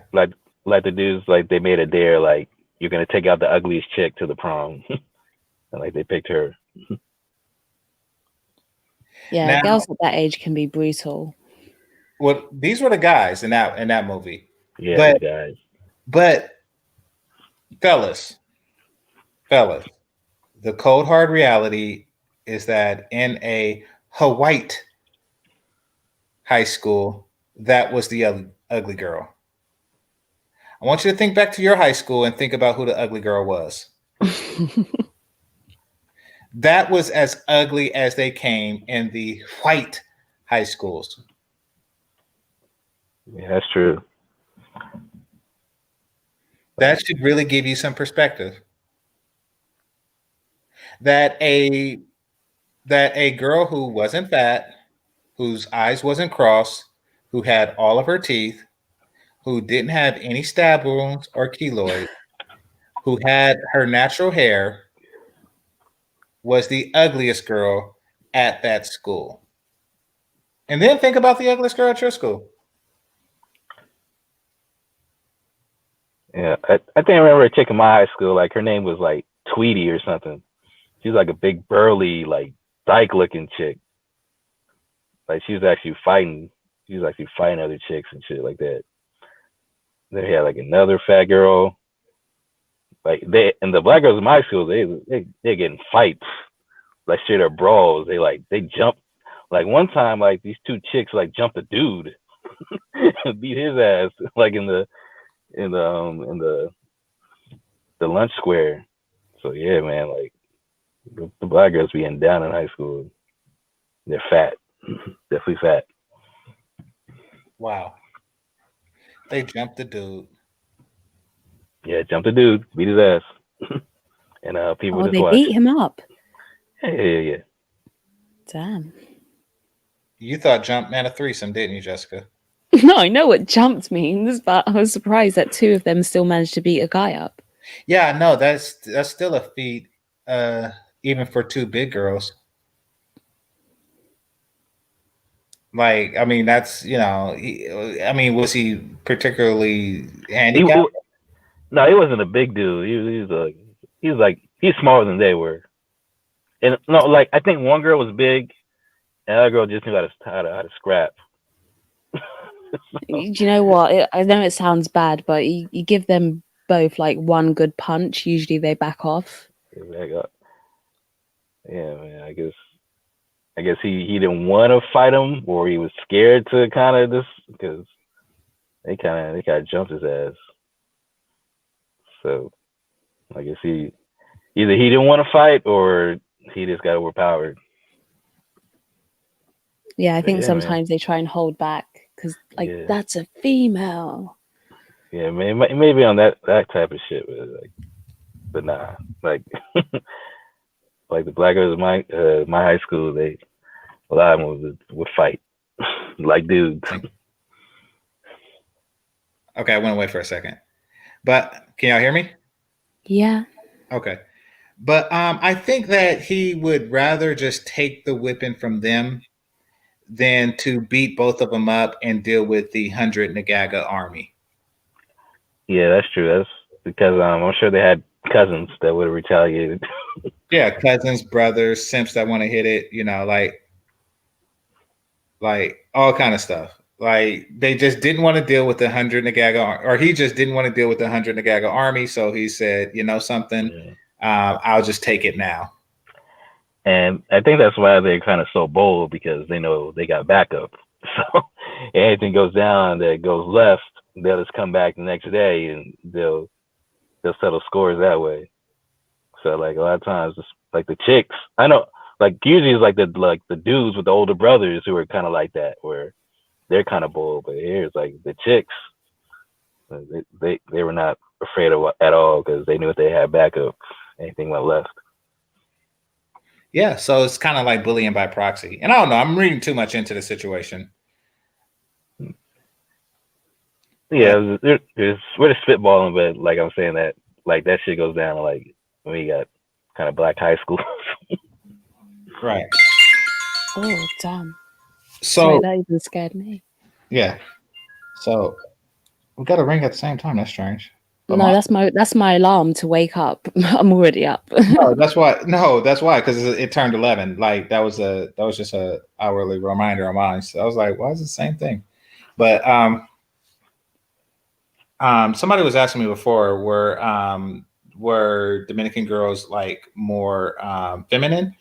And yeah, I mean, you could say that. But I think that we probably have a tendency of seeing the worst in our own. But per capita, they were more attractive physically. And attractive women do have a tendency to be more feminine than unattractive women. This trip, they were less feminine than they were on previous trips. And I think that may largely have to do with COVID. I think that it impacted their lives, and it was a very hard year. And when you had a hard year, you probably are not going to be as nice as you typically are. You're going to have a bit more of a chip on your shoulder, et cetera, et cetera, et cetera. So, maybe that's it. Wasn't as hot as normal, but that's just all around. People lifestyle has changed, and people are working out less, and eating are less selective of what they eat because the food options just isn't the same. So, were they more feminine than American women? In my opinion, yes, still. Were they less feminine than previous trips? Yes, absolutely. So, it's Yeah, I think because you're in close, well, you grow up with your own community, isn't it? So you're always going to see more bad in them mhm. than you will for somewhere if you just go on holiday or whatever, someone that you're just around. You don't see as much bad per se come from them. Because I always say, like, when people compare white girls and black girls and like, oh, white girls don't do all of this. Like when it comes to looks, right? Like makeup and stuff. I'm Mhm. like, white girls do exactly the same thing, but you've sort of grown up seeing, I don't know, um, like you've grown up seeing your mum put a weave in your sister's hair, or you've grown up around them, so you know all their beauty processes, but you haven't grown up around white people, so you don't see what they're doing in their bedrooms every day. You don't see like the fake tan or the hair extensions or anything like that. You don't see all of that stuff, but it's like the same for every woman, to be honest. They all have their things that they do, but just because you're not actively seeing it like you would in your own community, you think it's not happening as much in other communities. No, no. Black American women are uniquely bad. And I get that we will see other women as better than they are, but even per capita, even at their worst, they're better than the um, Black American women. Listen. There's certain things, and I talk about those things on my show, and I still just scratch the surface. There's certain things that have been injected into our culture that made the women very difficult to get along with. That combined with things that already existed just made it like a storm, just a fecal matter, explosion of bad behavior and poor looks, and even in some cases poor hygiene. It really is, and it's unfortunate, but hopefully, I mean, well, I shouldn't say hopefully. Fortunately, it is reversible. And Ice. I said nice try. No, Ice, my point still stands. Maybe when we're talking about like behavior wise in America, yeah, then he may have a point. But when I was this point I was making, yeah, that's true. Um, they are doing the same stuff, if not more in the white community when it comes to faking things like aesthetically and looks. And JT Hellstrom, not only when they film movies, like when you're coming to my age range, a lot of them have hair extensions to make their hair thicker because their hair tends to be more thin. But the difference is because you've grown up around it, you look at a black girl and you presume that's a weave. You look at a white girl and you presume that it's real. So you're not seeing it as much when you're not visually acknowledging that it's there until you actually get up there and you run your fingers right through their scalp. So yeah. Oh, I think those are kind of like surface level comparisons. I think what Gaincha is getting at is like the deeper kind of cultural problems. Like Behavioral, yeah, I get what you're saying. 'Cause, when yeah, they you made those can't deny the comparisons stats. to the hyena clans, like the black culture is really like the women kind of run shit. So that creates a whole shit of like whole different level of kind of problems compared to like other cultures and their women, like when the women are kind of running the culture and the men are following the women, that kind of creates kind of a dynamic that's kind of hard to replicate other places. Yeah, and it's uniquely bad for men who are generally of the opposite way. Patriarchal men it's very difficult to get along with a matriarchal woman. It's in fact it's a conflict of interest. So, that's definitely something that that cultural phenomenon is why the grass is actually greener. It's not perception, at least in that aspect. Some of the aesthetic thing, yeah, maybe, but the fat thing is unavoidable. Or you can't just overlook that. But yeah, I would have to say it would require an extreme cultural change. Fortunately, I do see it happening. Perhaps not as soon as Black men now would like, but fortunately, it is happening. Jessica says, I agree. Proximity creates familiarity, which sometimes lead to disdain. This is true across cultures. Most cultures date their own. Familiarity is not necessarily a bad thing. It's only a bad thing when there's something bad in the culture that's keeping both parties apart. So, I mean, really every culture of man is familiar with every culture of women since the beginning of their culture, and that was just fine. In fact, we were familiar with each other. We as Western Black people were familiar with each other for quite some time, and it was a good thing. We were familiar with the girl who was alongside us dancing down the Soul Train aisle. Like, it was a good familiarity. We didn't want to deal with anything else because we had this good familiarity going.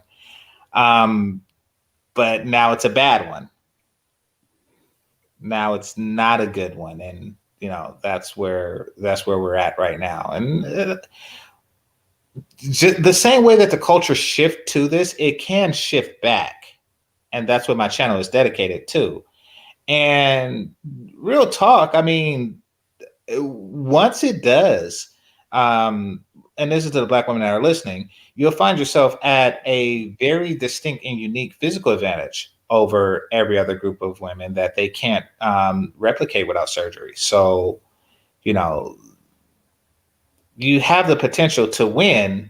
It's just that you're not playing the game properly. That's my opinion on that. So. Yeah, I think that's what I was pointing out, is that there's no innocent group of women, because sometimes when I hear people speak, I can tell that like they're not necessarily dealing with experience of actually dealing with these women firsthand. Like, you can tell the difference between a guy who's actually dated out, like really dated out, between a guy who just wants to date out and never has, or a guy that's dated like one woman from a different race. You can tell that because the guys who have dated out tend to realize that women in general have certain characteristics, rather than it always being a race thing. Whereas people who haven't dated out tend to think, if you go outside, everything's going to be perfect. And you have to realize that women in general are going to come with maybe some attributes that you're not quite fond of. Yeah. The particular attributes I'm talking about is unique to a culture. But yeah, and this is the matriarchal thinking, but it's something that was injected into the culture. It's not something that's a natural thing. Yeah, I can't speak on like Black American culture specifically, because I'm not in it. I haven't experienced it. Maybe a little bit through YouTube, but in general, like, no, just go from what I see. Yeah. I don't know how much it differs to Black British culture as far as the women goes, but there is a reluctance of humility that's unique, and it's due to a lot of factors. But we get into that on another show.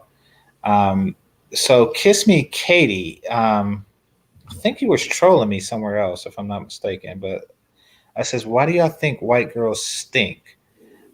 They don't even wash FR For real.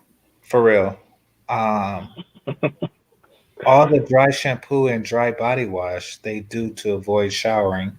So, are you talking about white girls here? And then, because you say why y'all think white girls stink, so are you saying that a person is wrong for thinking that? I And then, think it's why do you all think white girls don't stink? I think that's I'm what she was trying to okay, say. I'm pretty sure Kiss Me Katie is a swirler. I don't I think think they that's I don't your. think they stink on average more than anyone else. There is one race of women that I think smell more than others, but I'll keep that inside. I Some mean, people will be able to guess it.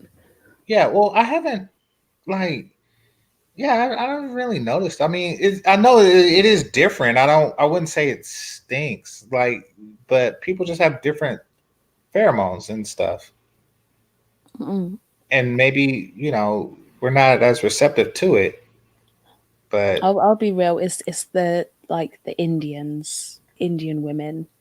well, A lot of yeah, a lot of body odor. And just like they don't generally yeah, like they're not as clean. I'll just say that. A bit smelly more than the average. Just from experience, because we have a lot over here. So yeah, that's something I noticed. Yeah, stoic one. Yeah, it's Twizzy. It's like they don't use deodorant or something, you know? There's one really smelly one at work. Oh, thank goodness I've been working from home because I don't miss her smell. But yeah, really smelly. Sorry, a bit, I kind of went off, but oh, no worries, no worries. I know because I think you mentioned that in a private conversation that that's something that bothered you. And I was saying that that's not as much of a problem here. I think that there's a push to assimilation here, um, more so than there. So, but yeah, as a base that is part of the culture, not just that region. A lot of Eastern Europeans, they feel that deodorant is a luxury, like perfume is and not something that you wear on a daily basis. it only So, costs £1, you know? You can get it for like £1, £1.50 here. well, a pound You know, go is get yourself some. different. I mean, so a pound is, you say that when you in a situation where pounds are of abundance, but there are people there are people in the world who make a pound and some change a day. I work with one of them. She makes good money. No, Go I and know. spend that £1.50 and I'm just buy the saying to deo. develop a culture around it. You develop a culture around it. Let's be fair. Habits, yeah. I Yeah. get what you're saying. So, you grow up and, your parents didn't have a pound because they're working a pound a day. And, to buy that for you, you don't, it's just hasn't been placed into your routine. I get that. So, you were saying, so Goldie was saying, most black women's negative reputation was born in the 80s dash 90s. Rapid justification. No, no. Non-black men see black women as black men do. Um, I'm thinking that both see you as you are, um, and they don't need us to do that. I mean, for you, okay, hold on. It says, if y'all saw us in a better light, they would too. I don't care. Like, you have to be in a better light. And why do you think we should be spotlight operators for you to different races of men? It's very weird. Are you asking black men to advertise you to other groups of men? Why? What do we as black men have to gain from doing that?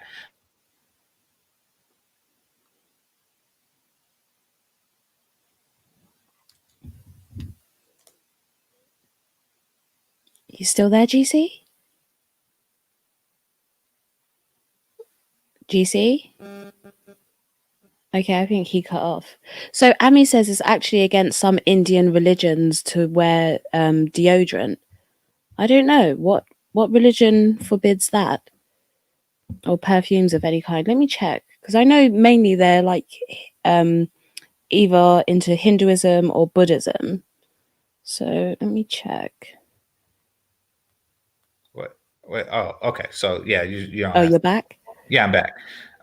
So I don't know where, but I was talking to go. Yeah, this is You not you were borging just now. okay. Is this better?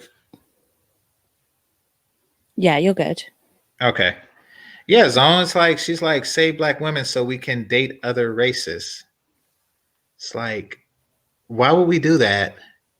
For one, for two, we're not the ones harming your image. It's Lizzo, it's Lonnie Love, it's and so many countless other B dubs that you're not checking. When they do that, when they harm your image.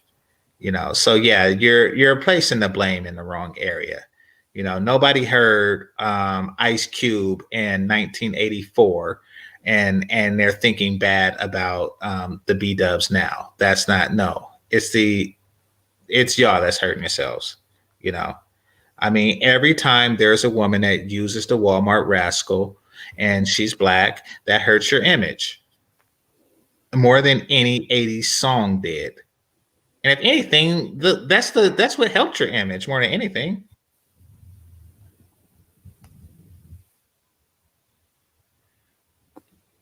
Okay, 14% of Indians are Muslim because it's the Muslim religion. Could be like maybe 14% of them smell. Might sound about right. Makes sense though, because I never actually knew that before. But then Well, somewhere else it was saying that they can wear deodorant, but hey, who knows? But if it's against their religion, then that might make sense as to why they smell more than the average person. also, you should know that Pakistan was once part of India, but that's the Muslim section that broke off. So, Yeah, uh, I know, but I'm talking about like Indians because it tends to be like actual Indians. You know, you can tell the difference between Indians and Pakistanis generally, or I I can anyway. oh, I can't. That's what I was saying. So you may come across a higher concept, but if you could tell the difference, then that's one thing. Yeah, they have a different look. Okay, I didn't know. Let's see. I think it comes from being around them because we have a lot of them here. So, especially growing up in London, you know, I can tell the difference. But yeah, I never knew that. It's interesting. Yeah, Maybe because they might have some sort of alcohol in the deodorant. I know perfume obviously has alcohol in it, so alcohol is haram. So yeah, makes sense. But I didn't know that. yeah. Well, the Sepoy rebellion started because of a misunderstanding. Apparently, um, the wax that they used on the portion that you bite to open up the bullets for their muskets was pork fat, and they rebelled against England because of that. So understand people's culture, or else you could have a uprising on your hand. Citizen, what's going on with you, brother? Yo, what's going on, Game Changer? What's up, Jessica? Hey, Man, yeah, man. I kind of came in. I was working on some stuff, and I heard you talking about Indians and black Let's not women. make my it about bad. that. Yeah, Nah, I mean, you say your cool. piece, but let's not make it a permanent subject. Oh, you good? Uh, yeah, yeah, man. Yeah, black YouTube been on some. Like you said about never trying to prove a negative, man. That's a good life lesson. Because I mean, you can't prove anything to a hater. You know, it's always gonna be not good enough. Right, I Right. realized that. Right. You could pull up in a Lamborghini like, oh shit, nigga, the 2020 just came out. That's all it doesn't matter. Yeah, so Jessica never came up. Keep keep this bullshit going for these dumbasses because they ain't gonna have nothing else to do. You know what I Not mean? even coming up, but I'm just going to stop trying to like justify or explain myself. There's no point in it. Like I Right. realize that now, like what you said, you can't explain anything to these people, and so I'm wasting my energy. So there's no point. I'm not even going to address them or talk to them. Yeah, man. I learned that shit, man. I mean, you could. Yeah, man. It's a losing game because you playing with losers who I can't believe you can have a whole 6 hour live stream about some boy. And is that live stream still going on? I don't know. Like, or that's like what the fuck, man. Oh, my bad, game changer. I just read it. I'm like, really, really, even like Lou at this point, even I'm here laughing and shocked by what people are saying because it's just so ridiculous, like so ridiculous that all you can do is just laugh along. So it's not the first time. I don't expect it to be the last time. So yeah, good luck to them. Carry on, have fun with it. That's it. Yeah, but like Jerome said in the chat, like these are grown Negroes. You know what I'm saying? Like this is crazy. Like, what is the equivalent to this? Is that in any other community but ours? Is Black YouTube the only one that does that? Like they just have 7 hour live streams about if somebody's a real person. I don't even know. I don't even know. I'll put it this way. I've seen a different side to people since being in this space. I've seen a different side to people. Something that I don't see in the real world. Yeah, this space is very unique. I mean, it has its good and has its bad, but like this is very unique. I can't. Yeah, I kind of stumbled across this too, and I'm just like Gage. Remember I told you I kind of came around with the stove nonsense or whatever, and I was like, wait, what is going on here? Oh, Jerome said the white sector do the same. Yeah. So everybody does it. Okay, cool. It's very interesting because it seems like this is a very small portion of you. Well, it is a very small portion of YouTube in general, but the influence that it has seems to be larger than the people that actually frequent the channels. That I agree with you, bro, because you got to imagine the amount of minutes being put into this sector too, in money, in this small little sector. I mean, it's like, people having like 4 hour, 5 hour live streams about different topics. I mean, yeah, you're right. It has big ramifications outside too, because you start to hear people with the same kind of talking points. Exactly. You like Sister George was saying that you can see that this sector is having an influence on the standard people who don't frequent it. Like they may not know the Game Changer name, but they've been influenced by something that was said here, and I just hope that it's a positive influence, and it's not a game of Chinese radio where the message get twisted into something else, because I'm not saying, leave the country and, buy women's stoves and, like that's not the message. I mean, I don't want that to be the case, but I do want just Black women to understand that submission is the key. Oh yeah, 100%. I mean, I tell you, I lived in Mexico, and I can never go back to American negresses. It's just never gonna happen. My uncle found love there too. I never been. Mexico. Yeah. Yeah, man. I mean, it's just a different culture. Our culture is so like you were saying earlier. I was kind of going in and out because I was working on some stuff, but when you were saying like it's a barrier, you were saying that earlier. It really is, and it's like when I met, I had a flight and I ran to this Black female, and she was so rude, and I was just like, yo. Like, whoa, where did that even come from? You know what I'm saying? It was just like unnecessary. Like, it was unnecessarily rude, and it was just like, damn. But then you see this, this white lady, this Asian lady, same interaction, you know, it's nice. Like, oh, hey, and this is like, I don't know, our shit's fucked up, man. Well, yeah, I mean, it's messed up, and that's because, in my opinion, that's because they're just used to guys trying to get in their pants. You know, they know that no matter how they behave towards them, the guy is going to be nice to them because he wants to get into their pants. So, I mean, it affects the behavior. So there's a lot of things that it's very negative about the culture that happened in the past 30 years. And it wasn't because of rap music or what have you. And it led to Katie. So Katie said, I just said I wouldn't level up for a black man or any man for that matter. You should always improve for yourself. New world order. That is bunk. That is BS. That is crap. The only reason you should do anything ever is to impress my penis. Period. That is the essence of your life. That's the reason that you exist. God literally put you here for that purpose. Talk to him.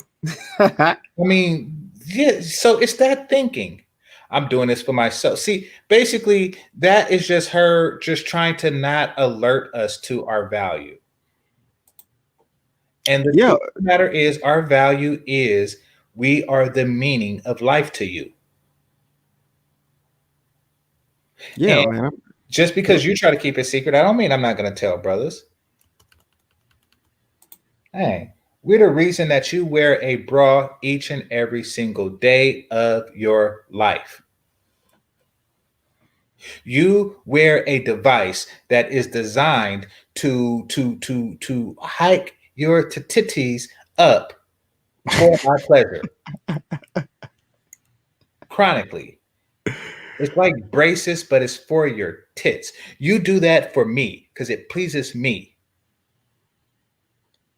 I'm doing it for myself. Who wears a bra for themselves? You do it for me and my penis. And we know it. Yeah. Yeah, so that's part of the message I want to get out there. I mean, hey, I agree with you, bro. I mean, I tell people too a lot, man. I was like, man, this monogamy thing doesn't really work out like that. Like, you think maybe we should try polygamy? And and it's always, oh, I can't do that. But how would you know, bro? Hey, Jessica, would you ever be in a polygamous relationship with two girls and a dude? I don't know. Depends On like lines have to be established from the very beginning. So like what you're getting into. It depends on the other woman, I suppose. It depends on a few things. right. Okay. I was thinking like, it would just be like a group, like everybody's in it together. You know how you got like two friends? It'd be like that. I think it worked in a situation where a war that strongly impacted the male population, or a series of wars rather, or for whatever reason, a large proportion of the male population just isn't fit for husband, just are unfit husbands.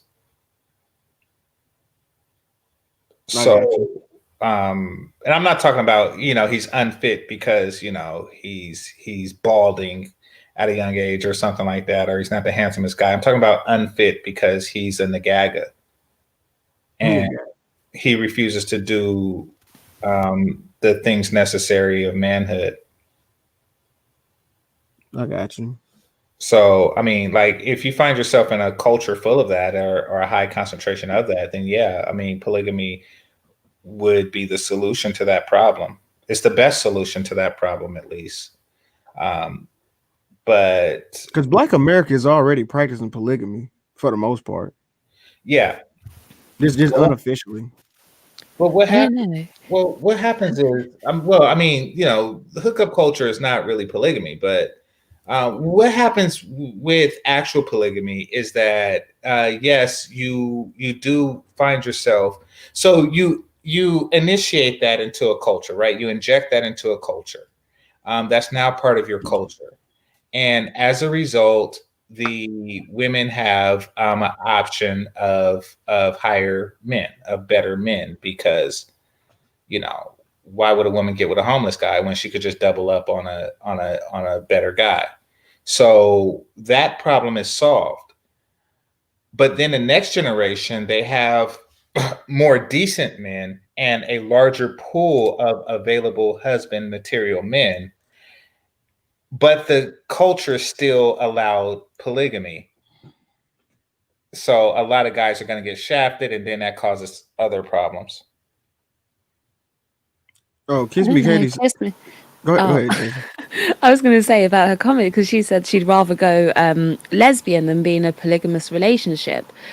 But how about this, right? Would you rather share the guy that you want, right? Your ideal guy, or be a lesbian? I don't, how could you rather be a lesbian? I'd rather share the ideal Yeah, that guy that don't I make sense. want rather Yeah, that than don't make be sense. Why would you be a a lesbian? guy I don't want or be a lesbian. Because everything. Like, Okay. I read this chick's brain. So everything she does is to hide a man's value from himself. Basically, she can't live in a situation where it is looked upon as um, his one penis is worth two vaginas or more. In order to avoid that reality, she would be lesbian. mm, She basically don't want men to understand their, particularly black men, to understand their value and worth. Some of us are worth two or more vaginas. Oh no, I'm sorry, Kiss Me Kate. I couldn't do it. I couldn't convert to the vag. I couldn't do it. No. yeah, I never understood lesbian relationships. It always just seemed like a bunch of ugly chicks who couldn't get a dude for the most part. 99%. Like you rarely see like two bad lesbians, you know what I mean? Yeah, I do, and sometimes I'm not going to lie. Even though I don't really get jealous from jawline to gagas, I do get like I do feel a certain type of way with the studs. Um, and Wait, huh? so I feel a certain type of way when I see a stud with a chick that I would rather be within my own. Oh, no, that is a mutual feeling too. Yeah, I know what you mean. Yeah, I think a lot of guys feel this way. It's like I have everything she has, plus, plus. I have a real penis. Yeah, but And but it's, but you got to think though, bro. If she's super fine, she probably is engaging in sexual activity with men because a lot of them studs they just pushovers. You know, they just like lame dudes. You know what I well, mean? just get with a lame dude. Yeah, but sometimes their reputation that bad that a lame dude don't want her. And then the stud will get her. Well, I want her. I'm talking about the ones who are with the chick that I want, at least for physical reasons. Yeah, but you gotta really, what I mean, you gotta go above. Like these studs be doing the most. You know what I'm saying? Like they be buying them, paying their car notes, and a lot of these studs got some pretty good jobs. Like I told you that where I used to work at, there was a at the dev shop I was at, there was a stud who worked there. She was making some money. I'm just saying that anything a stud can do, a simp or whatever, or a guy can do better. Yeah, I agree. No, I agree. But yeah, I know what you're saying, bro. But you gotta understand, bro. Like they like lame ass dudes. Like there's points that you But there won't go, are right? lame dudes in the world that they could with a penis. Yeah, you're right. Yeah, you're right. I mean, I guess no. Yeah, you're right. I mean, there's no shortage. If you like lame dudes, then get with a lame dude. Yeah, because you can get to the bottom. Yeah, you're right. I was just saying. I guess it's something about. Yeah, I don't know. They just like that cooch. I don't know. Like they like eating that cooch. I guess they're strap on. You know, it may be. Who knows? Studs 'Cause- have no problem playing stepdaddy. They're not a stepdaddy. yeah, see, that's what I was saying. You see, they not a.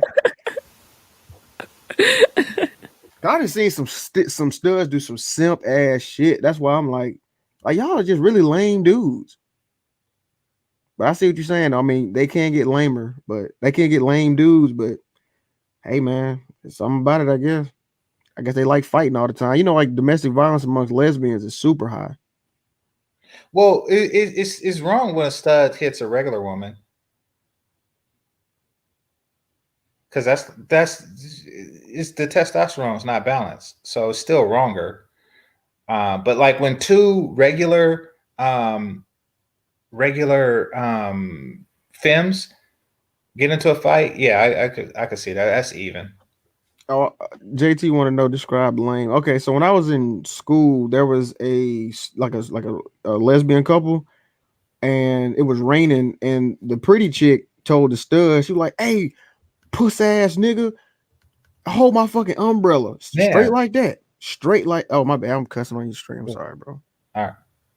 Yeah, my bad. Yeah, but yeah, you I make yeah. you nagaga and all that, and then he did it. I mean, excuse me, the stud. She did it, and she had the umbrella up, and she was in the rain while she had an umbrella on him, and that's why I was saying, I was like, I don't. You're right. There is a dude out there who would take that same abuse.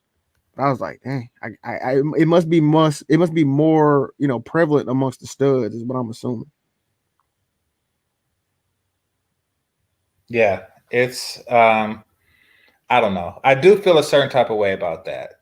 If a dude is just more appealing than me, I don't care. I just know that that's the case. But when the studs come, I'm like, dang. I'm ready for a stud to step to me. I'm so ready for that day. Like step to me like a man, like they want to fight. Oh, it's over with. I ain't holding no punches. I mean, this is gonna be the fight of my life. Do you know what? I think the studs tend to be the ones that get beaten up more in the relationship. Actually, you'd think it would be the other way around, but usually I've seen quite a few videos of the studs being just like beaten up. It's weird. Yep, Oh, thank you, Ice. They the simps. They the weak dude. They the weak one in a relationship. Yeah, like Blaze said, studs are the biggest simps. I'm telling you, man. I done seen it, bro. I done seen these dudes. I mean, excuse me, these studs do some real egregious acts. Cause I'm in the South, man. You see it all the time, you know. That's common in the South? Well, yeah, in the black circles, yeah. I mean, you're always a skip and a stone away from a stud or a fairy boy. You know, we keep it clean. We keep it clean. Yeah, no, I get you. So they be on some. I'll lay down my jacket so you could walk over a puddle. They be like that. No, they'll lay their body down, bro. Oh wow. They'll lay their body and they'll step on their neck to get across that puddle, man. It's that bad. Because my cousin was, she was, a stud or whatever, and her girl used to do her dirty, boy.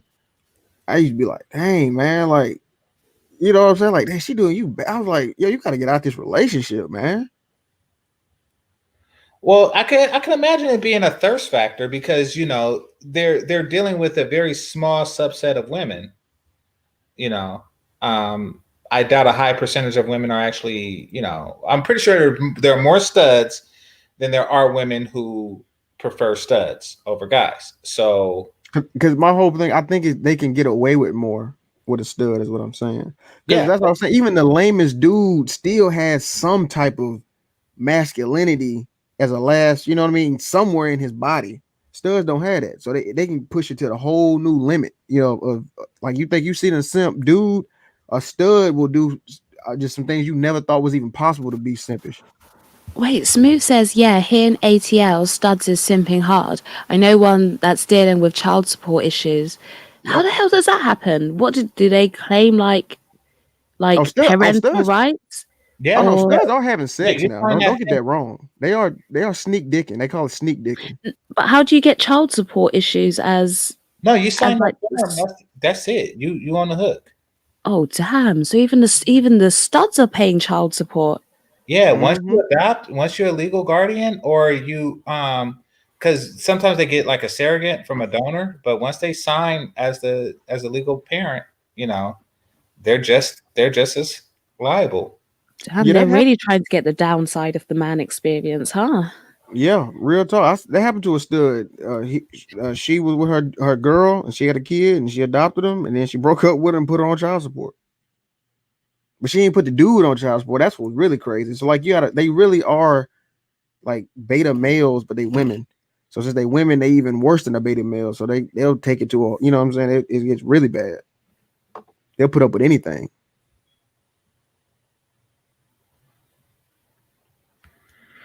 Are you sure about that, Jerome?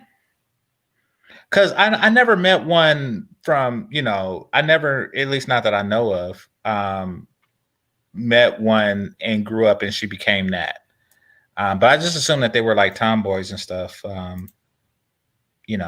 this girl I went to prom with, she's a stud now. And she was pretty girly in high school, and then now she went to college, and she looked like Lil Wayne now. Lil Wayne. Yeah, she got like the dreads, and she wearing dude clothes, and I'm like, wow, what happened? Do you know what? I think studs are more common in America than they are here. Because I don't see many. I don't see many. I think I've only met 2 in my lifetime.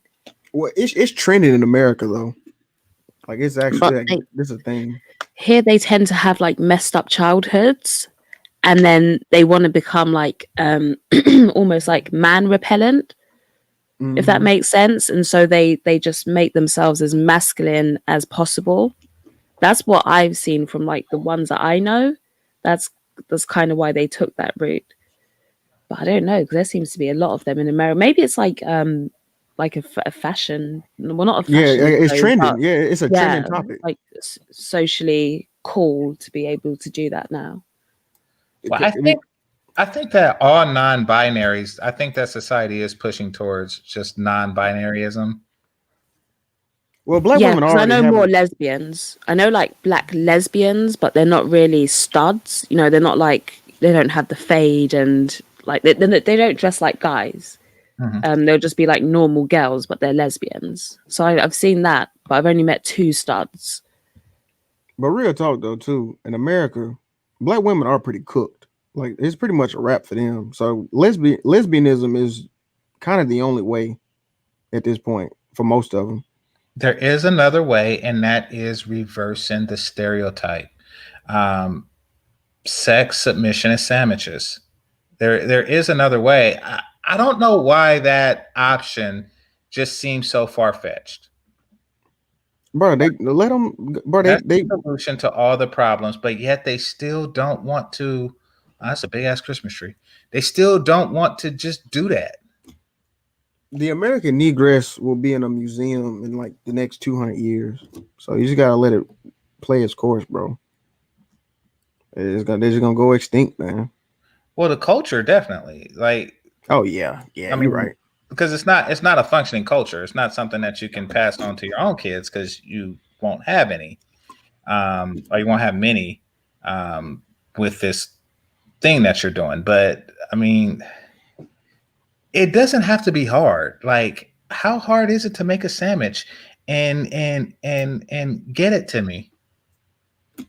It's kind of hard because I don't really know how to put 2 pieces of bread together.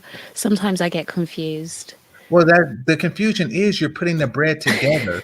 Like you're supposed to put something between it, and that's what makes it a sandwich. You don't just put Oh, that's the thing. that's where I've been going wrong. Exactly. Exactly. But I And don't know. how do you call what's a sandwich in UK? What do y'all call it? Sandwich? Oh, it's not like a crumpets, right? That's like croutons, right? No, crumpets and croutons are completely different. Crumpets like light, airy, sort of breadish snacks, quite Mm-hmm. fluffy, a bit spongy. but thicker, denser than bread, but still Okay. airy. Croutons are like those small, hard, dried pieces of bread. Yeah, you can tell I ain't. You can tell I don't know shit. So, hey, I want to ask you another question, Jessica. Okay, so I knew this girl from the UK, and she used to say like y'all don't brush your teeth like that. Like she was saying something about like she was like making up arguments on like why you shouldn't brush your teeth. And then y'all got that stereotype where y'all Of teeth just having the fall off. bad teeth. She's making us look bad. I brush my teeth. You brush your teeth, but y'all had that stereotype where y'all had like them cartoons where like the like that Courage the Cowardly Dog mouth where you got a hole in the teeth and shit. You know what I mean? Do you know what? I don't see that. I don't see that for the most part. I honestly don't. I think with the older generation, you see it a bit more, like the bad teeth. But in my generation, no, the teeth don't stand out to me like as being, like obviously bad. No. Oh, okay. I was just curious. Now you see that, and that's what I'm talking about. That's what I mean when I say culture. Like, apparently at one point there was something in the British culture that was, not really on some braces and toothpaste. However, that changed, and now they got they teeth together. Zero called it a bread witch. A bread witch. Yeah, I'm just gonna go make a bread witch. Yeah, I knew this girl from UK. She was saying, I'm going to the loo. I used to always be funny as hell, Yeah, man. to the bathroom, toilet. It's Yeah, gonna pop to the loo. We don't really eat. Is it bologna? No. bologna, them bologna sandwiches. Yeah, we It don't eat smelled bologna bologna, or but corned beef. yeah. Sandwiches. No. We have ham though. You probably like have ham, chicken, bacon, cheese, Yeah. cheese and pickle, like a BLT, like bacon, lettuce, tomato. Plowman's is like is just cheese. Tuna, egg mayonnaise, just like normal stuff. Y'all about to go into super lockdown here soon, aren't y'all?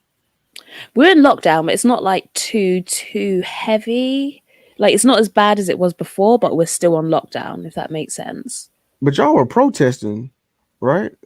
Yeah, but they were protesting because I feel like the lockdown is happening for no reason, but it's not as bad as it was before. Like, so I'm still going out.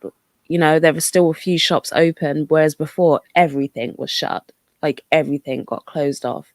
The only thing that was open were like my local corner shops, and even they were closing by like 6 o'clock. So everything was limited, but now it's not as bad as it was before. But we're still on lockdown, if that makes sense. Yeah, I know what you're saying. Yeah. A game changer. When you were talking about culture, I don't know if you peeped one of Jessica's streams, but man, Black UK is just as fucked up as Black America. Yeah. I just from knowing Jessica, I got that impression. That Thank you. no, I mean that the problem exists there as well.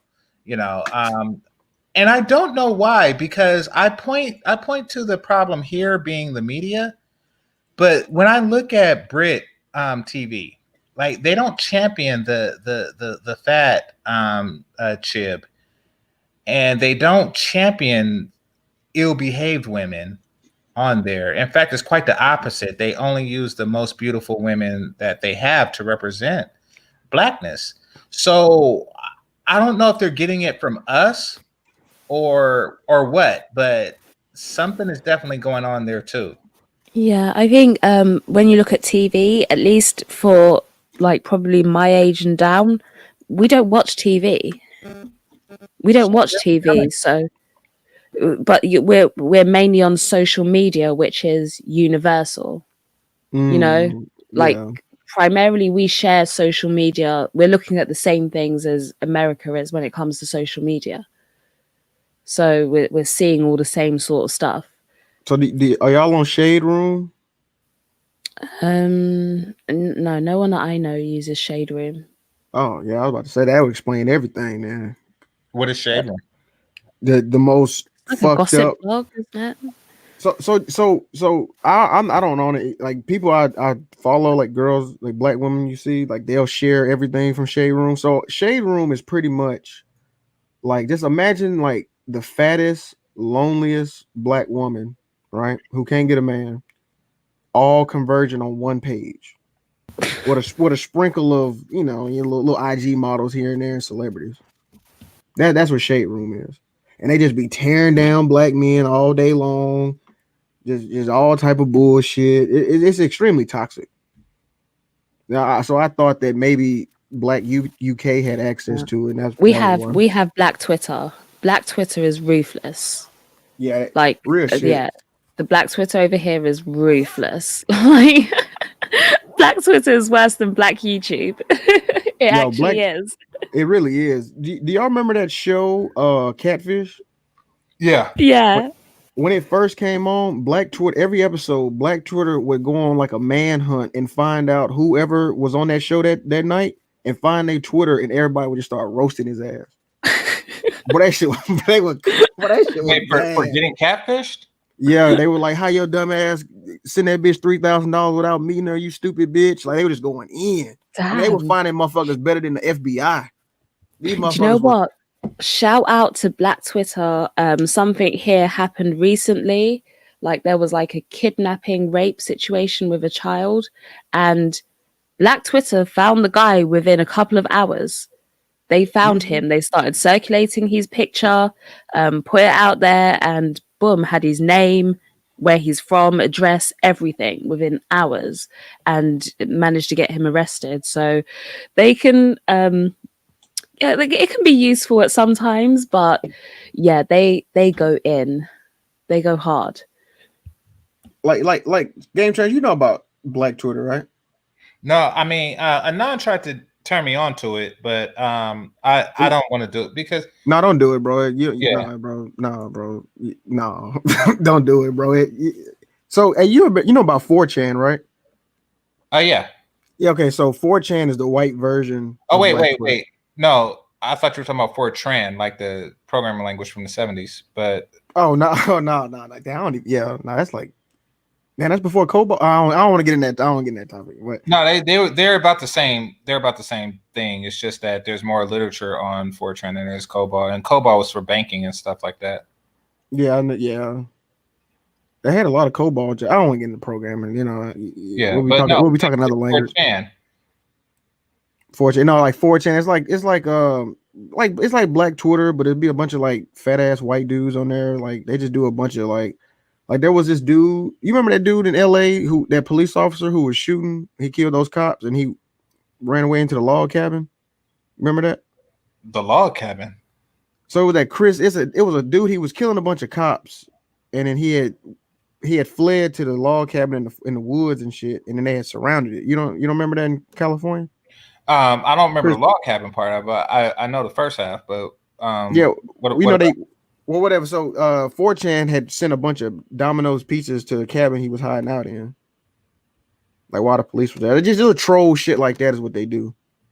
And I was saying Black Twitter is like 4chan is the white version of Black Twitter. That's all I was saying. Yeah, Chris Dorner. That's what I was talking about. Yeah, no, I don't want to, because Black YouTube is enough for me, and I find myself, like spending time that I would rather not spend, explaining stuff like, hey, don't try to prove a negative. Like, so I can imagine, like, if there's a worse thing out there, how much time I would spend on that. So I would rather. Yeah, don't do it, bro. Yeah.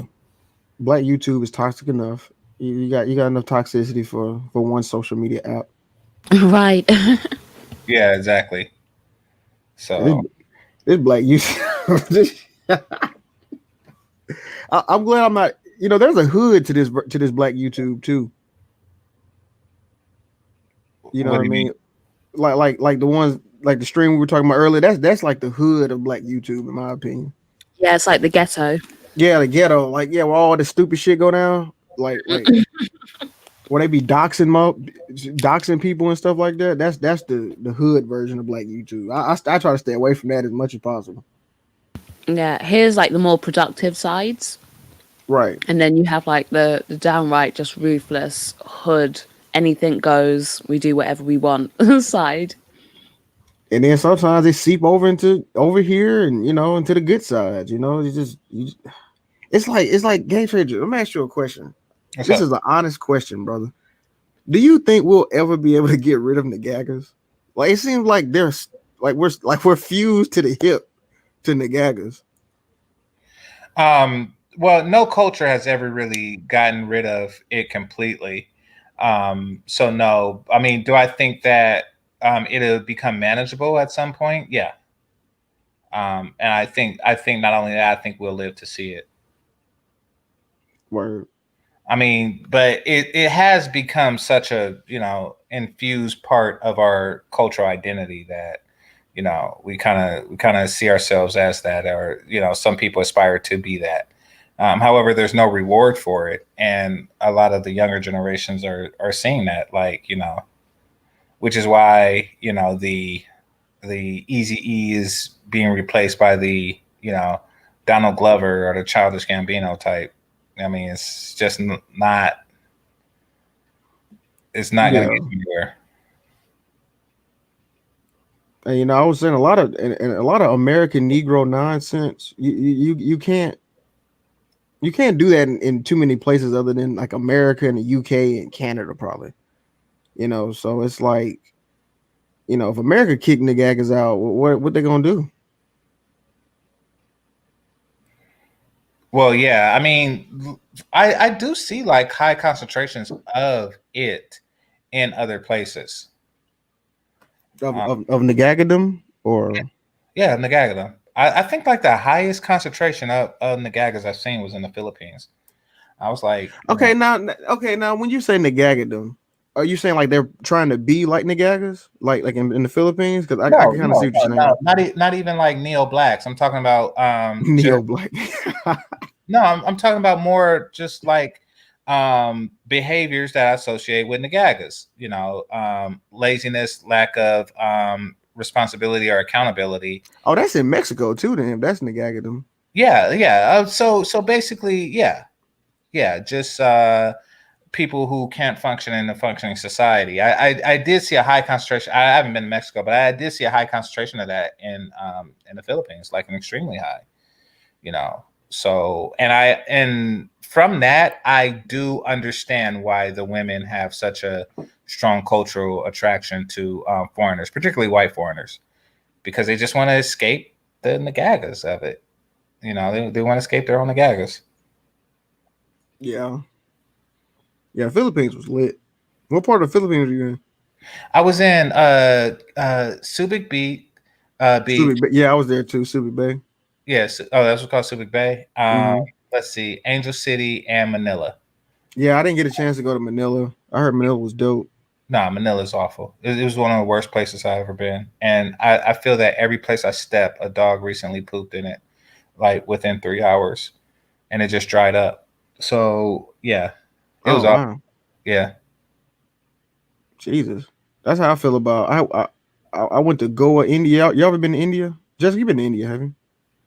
India? Yeah, India. No, she's No. not going to go to India on purpose. Oh, yeah. I was this when I was in the Navy, so I was I was slave. I was cargo, so I had to go. And man, it was horrible, man. It was man, like you said, as soon as you step off the boat, man, I stepped on a dead cat, yo. I was like, wow, this is true Oh, poverty. yeah. Yeah, it Yeah. The was bad. poverty. Well, that's what Manila was like, and it was a bunch of begging kids. I can ignore regular beggars, but Yeah, these what I did, man, I just hired one of them kids to like follow me and just like, hey, if any other little kids, bother me, man, tell them to get away from me or like punch them or something. That's what I did. It worked out. Rocky N said Manila is hot and dirty, just much like my ex.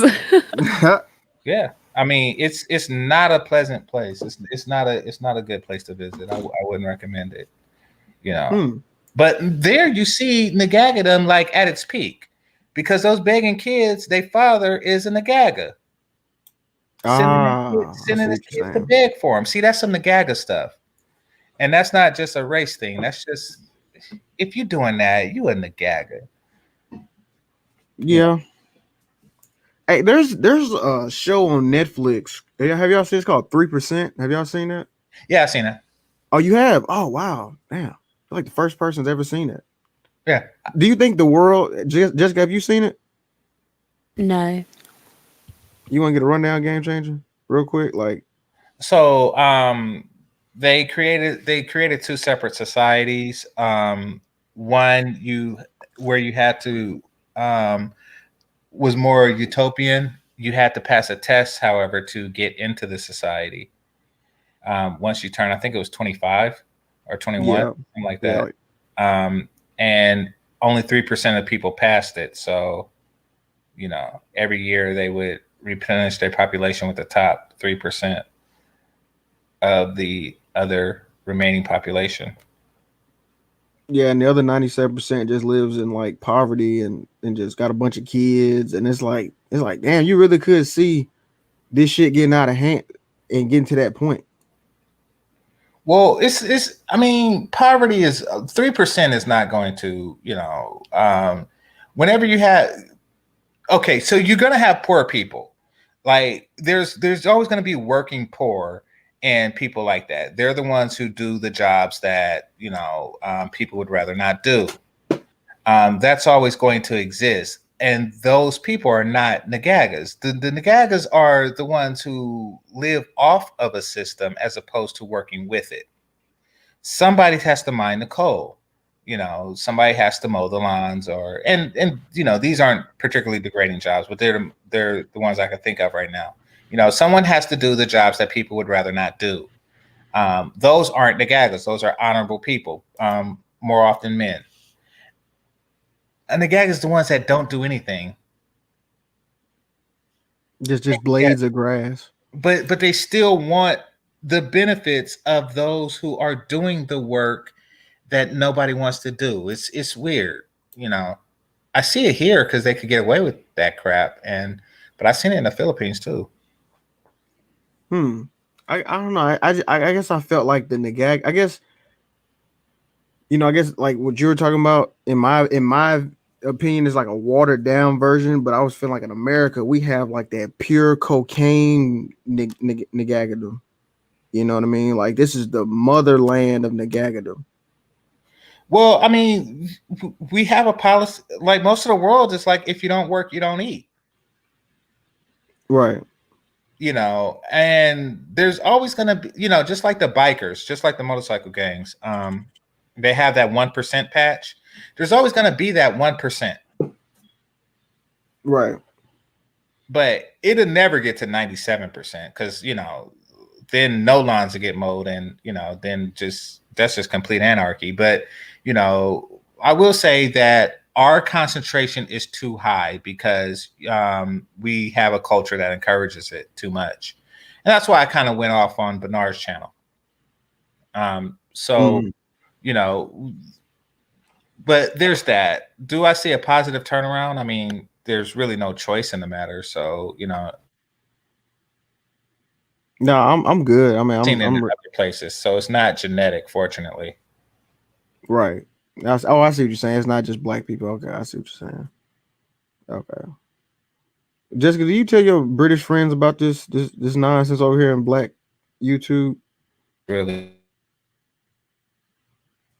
Hold on. Say it again. No. Oh, you don't? No. This is like my dirty secret. And it's gonna stay that way. Yeah, it's like, yeah, no, I know what you're saying. It's like going into virtual reality and stuff, man. It's like I don't tell anybody about this either. I can't. How can you explain this? You can't really. I did show one of my friends, and she was like, "What the hell? Like, what's going on there?" And so I was like, "Okay, do you know what? We're gonna keep this under wraps from now on." Yeah, no, I know what you mean. We sit up here arguing about Trump for like hours on these live panels and stuff like that. It's like, yeah, it's just a crazy game. It's a game. Games, you done seen all the nonsense here though. You've been here longer than me and Jessica, right? Yeah. I've been a content provider for I guess like 18 months. And yeah, I've seen a lot. Like it's unfortunate to see adults act like this, to be brutally honest. And these are grown. Like this ain't just like 20. Like these dudes being like 30, 40s, 50s. Some of these people are like twice my age. Yeah. Stalking you. Like that's crazy, It's man. weird. You got Oh, people I out here. was away for a second. You're talking about people stalking you. Yeah, I was saying how she was saying. I was like, we got 40-year-olds and 50-year-olds stalking Jessica. Like she was saying they twice her age. Like, Is that just like a Black YouTube thing, or because I'm pretty sure you said that stuff like that was happening before? No, I've had one peeping Tom. Yeah, this space is different. It's different. It's a lot more intense. I'll put it that way. do But people really sometimes, do that? Peeping Tom? Oh, my bad. My bad. yeah, I had a pimp. I was about to say a pimping Tom, a peeping Tom. I had a peeping Tom. But yeah, I was gonna say, like, I feel like this space actually exposes almost like true human nature. Because I was thinking, right, I sat down and thought to myself, I don't see this sort of behavior anywhere else. Like, I don't. But these are the same people that must be out there in society every day. And so I was thinking about how people walk through society with like a mask on, Yep. a mask up, just like, hey, how are you? Their pleasant self. And then they go back to like some lair in their house, They get get on on that keyboard. YouTube. They get on that Right. keyboard. It's over with, boy. You know, And then, I would. Oh, keep going. yeah, no, but like you said, and then like the real them comes out, you know, where they can be their true self, and when you get to see like how weird and depraved and just dysfunctional people are.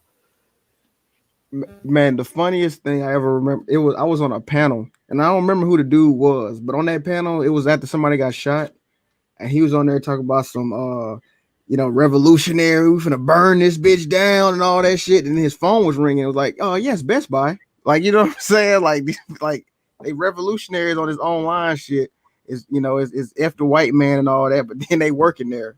So it's a whole different, everybody's a warrior on the internet. Keyboard warrior. Yep. But yeah, it's just like on that Black Mirror. I know y'all seen Black Mirror, right? Yeah, that's one of my favorites. Yeah, that's dope. Yeah. So you know how they in that virtual world, man, like everything comes out. Right. Yeah. I need to be able to rate people. Like, you know, that episode where you get to Yeah. rate each other? I need to be able to rate people on we YouTube. getting to that. We getting to that. I'll be giving out all 1 stars. Yeah, we getting to that soon. That's crazy. And JT Hellstrom it's in real life, not like on YouTube. You can't have a YouTube peeping Tom. It's in real life. Yeah, JT, like how would you peep? Yeah, in America you'll get shot. I don't think you can do that. Cause have you ever heard of that? I knew I saw it in movies. I didn't think that was a real thing. Like I people think really that's do an that. old timey thing. Yeah, I think because like they was doing that on Back to the Future. I right. think it's an old timey thing. But I don't know if women started like closing their windows when they dress or what. But Yeah, well, in America you'll get shot on sight. or maybe free porn. Like maybe free porn is why It cooled off. Yeah, or maybe they still do it a lot and they just like Yeah, don't we get not girls, so yeah, we wouldn't know, right? like, or maybe the women are just too fat to peep. Like, Yeah, that's a good one too. I don't know, but yeah, Yeah. you don't hear much about that. Like peeping. Like the last time I heard about it was an episode of Married with Children. Where Yeah, like back in the day. Yeah, Peggy was upset that she wasn't getting like everybody else in the neighborhood got peeped and she didn't. Yeah. You way older than me, Game Changer. That's crazy. Oh yeah. I'm early 40s. Oh yeah. Yeah, but that stuff's weird. That stuff's weird. And I have curtains. I do have curtains, but he was peeking through like the cracks in the curtains and through my letterbox. That's where he was looking through. Yeah, so I mean, I wouldn't even be able to get a good peep out of that. Like, Yeah, I think that's why he moved to the letterbox, because you get more of like a view straight into my living room. Yeah, but you Okay. seen his eyes there looking through the letterbox. Like you could hear it, it squeaks and stuff.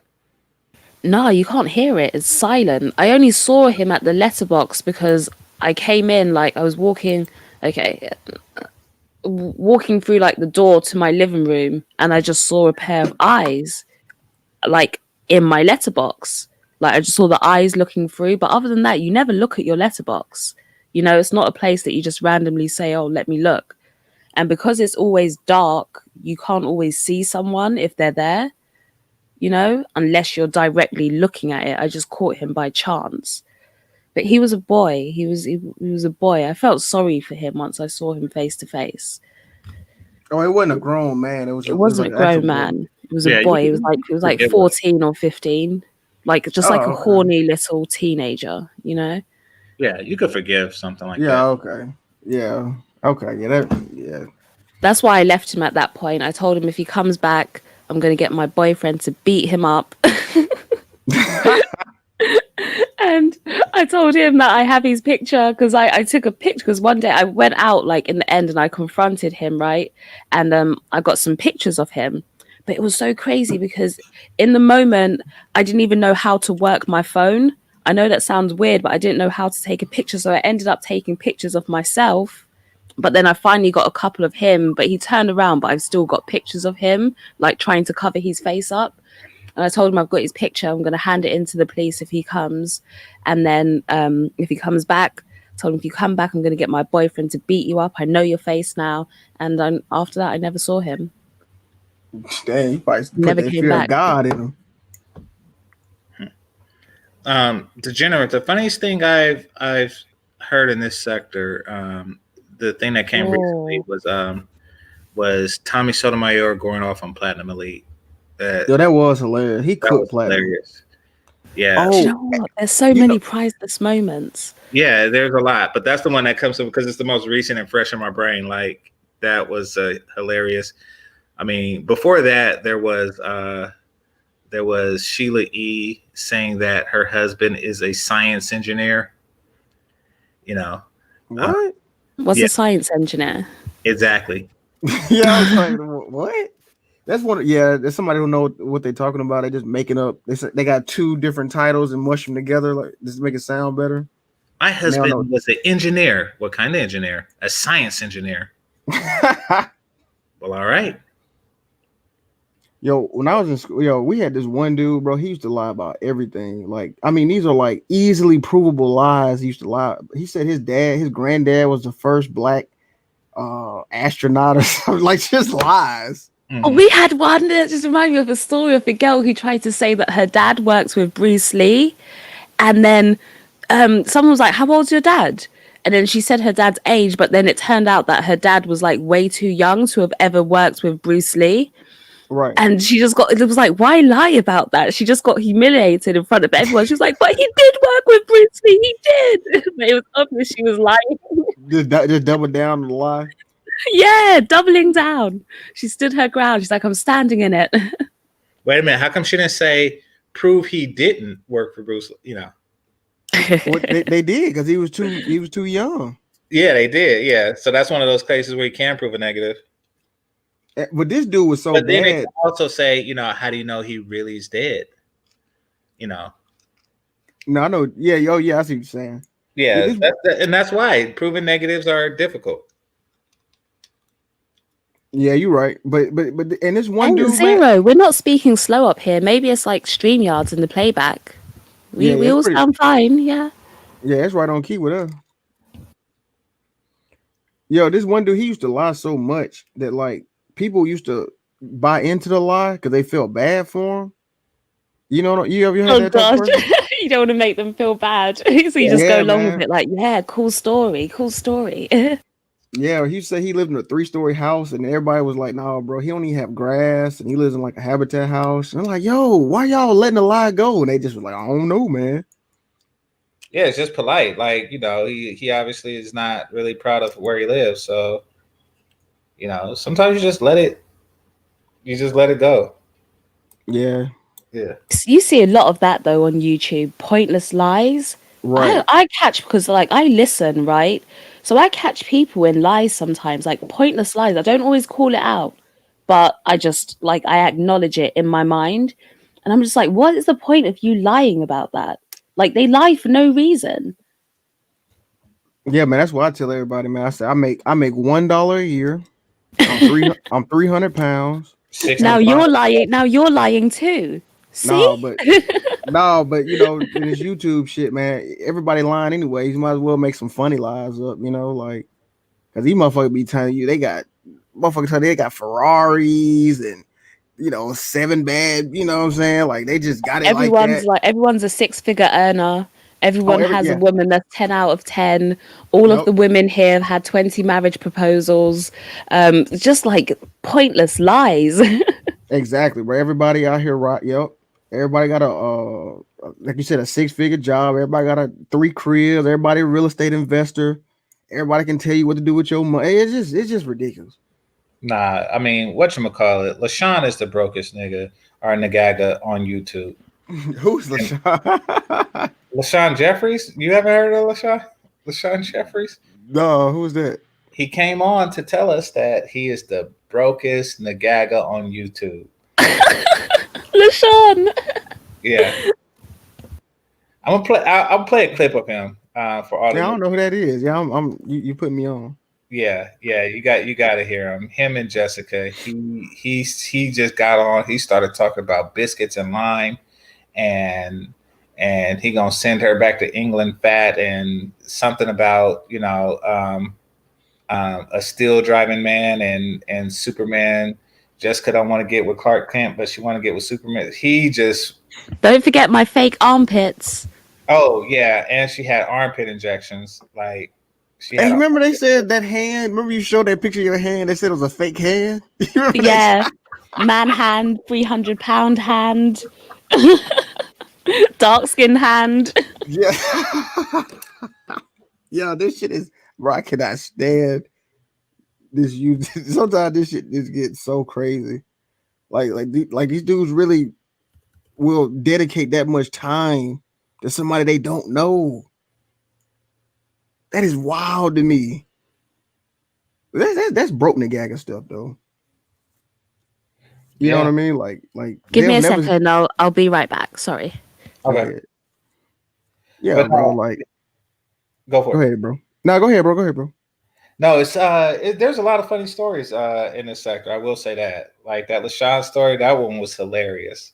You know that woke progressive saga was pretty hell. That was funny too. Oh yeah, yeah. Oh, he called in the Tommy show not too long ago and got cooked on there too. Yeah, so stuff like that. The stove situation, how people reacted to that, like just Yeah, and that situation though, man, that's just like a lot of that was personal though. From my perspective. oh yeah. Yeah, it's one of those things like, okay, I gotta find something like, Yeah. stove in 2014. So, let's talk about Right. you know. Like in high school, we had this one dude, man. This dude was like he was rich and it was just like we really couldn't find nothing to really joke on him about. So we just thought, hey, man, you dark skinned. It was stupid, man. Just looking back, it was so stupid. But you in high school. But yeah, man, that's how it be, man. Especially this black YouTube is like high school. Oh yeah. Yeah, it's a lot like it. It is kind of discouraging, but sometimes it's funny, but it's kind of discouraging to see adults act like this. So, and that's why I'm glad that I have my channel so I could just like point things out. Like, look, don't let people try to trick you into proving a negative. Yeah, I'm gonna make sure I take note of that because you know how like something's right, but you can't like put a word to it or phrase to it, and that's what it is. You definitely can't. You can't prove a negative. Yeah, exactly. Like that's what giving the example. Like prove you don't have cooties. It's like people could just say but all day. You remember when the other day we was on the stream and I told you about that fat girl at that call center job I had? Yeah, and she was like sexually harassing me like all day long, and then it got to the point they were calling me gay, and I was like, yo, like, and like you said, how can I prove that I'm not gay? Exactly. Well, you can sleep with the fat girl. No, if anything, that would prove I'm gay. But I mean, that's You know what I'm saying? Like, that's the corner she's trying to paint you into. yeah. Yeah. You can't prove a negative. I ain't doing. Yeah. I mean, there's So other thing like prove you not broke or prove you know you because what I was saying if you could put your bank account on the share screen and you could have 200K in there and it'll still be like, oh, well, that's it. You know what I'm saying? Like, you borrowed that, yeah. yeah, that's credit or Photoshop, so it don't matter. Well, Dwayne Johnson, aka The Rock, grew up in a city that's maybe like 45 miles away. And Wait, you said he lives 45 miles away from you? no, from where I grew up. Oh, okay. Grew up in Hayward. And I whooped his ass once. Prove I didn't. Yeah, you got me. So it must mean I did, right? Right. You can't prove I didn't. So I mean, it's that type. Come on now. Yeah, I mean, yeah, it's an uphill battle. First off, I mean, if you're talking in the gagas, I mean, you already lost because just by entering the arena with a Nagaga is already a losing game. Like that movie, was it War Games? The only way to win is not play. Oh, and it's playing itself, tic tac toe. Yeah, yeah. It's like it's like Nagagas. You know, I'm trying to create this theme. You know, Nagagas are like, you know, when you're playing a video game, you know, like little NPCs. I haven't played in a while. What's the NPC? You know, like when you're playing Grand Theft Auto, that little character you bump into. Oh, you mean like just an avatar? Yeah, and he just says some stupid shit. That's what a Nagaga is, and that's what a lot of these Nagagas are. They all have the same programmed, speak script. Oh no, f you Nagaga, f you know what I'm saying? Like, where you going? Like, oh, you a sellout? You know, it's all the same thing. You gay. I mean, the world is reacting to it different though. Like, it's becoming a lot less tolerant of it. Like, Yeah, you're right. Because there's so much BS, like between that, the G-Hays and, just all these different groups, the feminists and, like people are just getting sick of the conglomerate of it. The coalition that they've created. Because it is annoying. So somebody said, Game Changer, hey bro, what are your thoughts about thick, black, nerdy chicks? And do you believe them to be the most submissive in America? No. Because when a woman is submissive, like whatever she has going on outside of that is not really, really relevant. I mean, like submissive women even hood chicks are submissive. Like that's just like, these are just extra aspects of a personality. Now, would I be interested in a black nerdy thick chick? Depending on the type of thick, absolutely. Yeah, Ray, I kind of want to chime in on that, bro. I mean, why black nerdy chick? I mean, there's Asian nerdy chicks, white nerdy chicks. Like you'll probably have a better chance. Look, if you're looking for a nerdy chick, a thick nerdy chick, you probably might as well just look for a white one or Asian one. I mean, just to help your numbers out, you know what I mean? Like, shoot, because if you're trying to find a black nerdy chick that's in, I know you're talking about like in the Marvel and all that, she probably gonna be super fat. She's probably gonna be a swirler. I'm just keeping it real from my, from what I've seen from my perspective. So you better off just getting you a white one, dog. Like for real, higher probability. Ray, I'm not particularly attracted to nerds. I'm not repulsed by them either. I'm pretty much indifferent. But it would be a easier seduction for me. Like it would be easier for me to seduce her if she's a nerd because we have that in common and social circle like Jessica and I were talking about earlier. But do I see that she's into Dragon Ball Z and get hard from it? No, I mean I'm indifferent. Yeah, I know what you mean. Because at the end of the day, is she fine or not? That you're right. Like it's everybody's. Yeah, if she get me a sandwich, like I'm not. I mean. Because you could teach her, you could show a pretty girl anime, you know what I mean, and get her into it. Like you don't have to just look for a chick that's in the anime.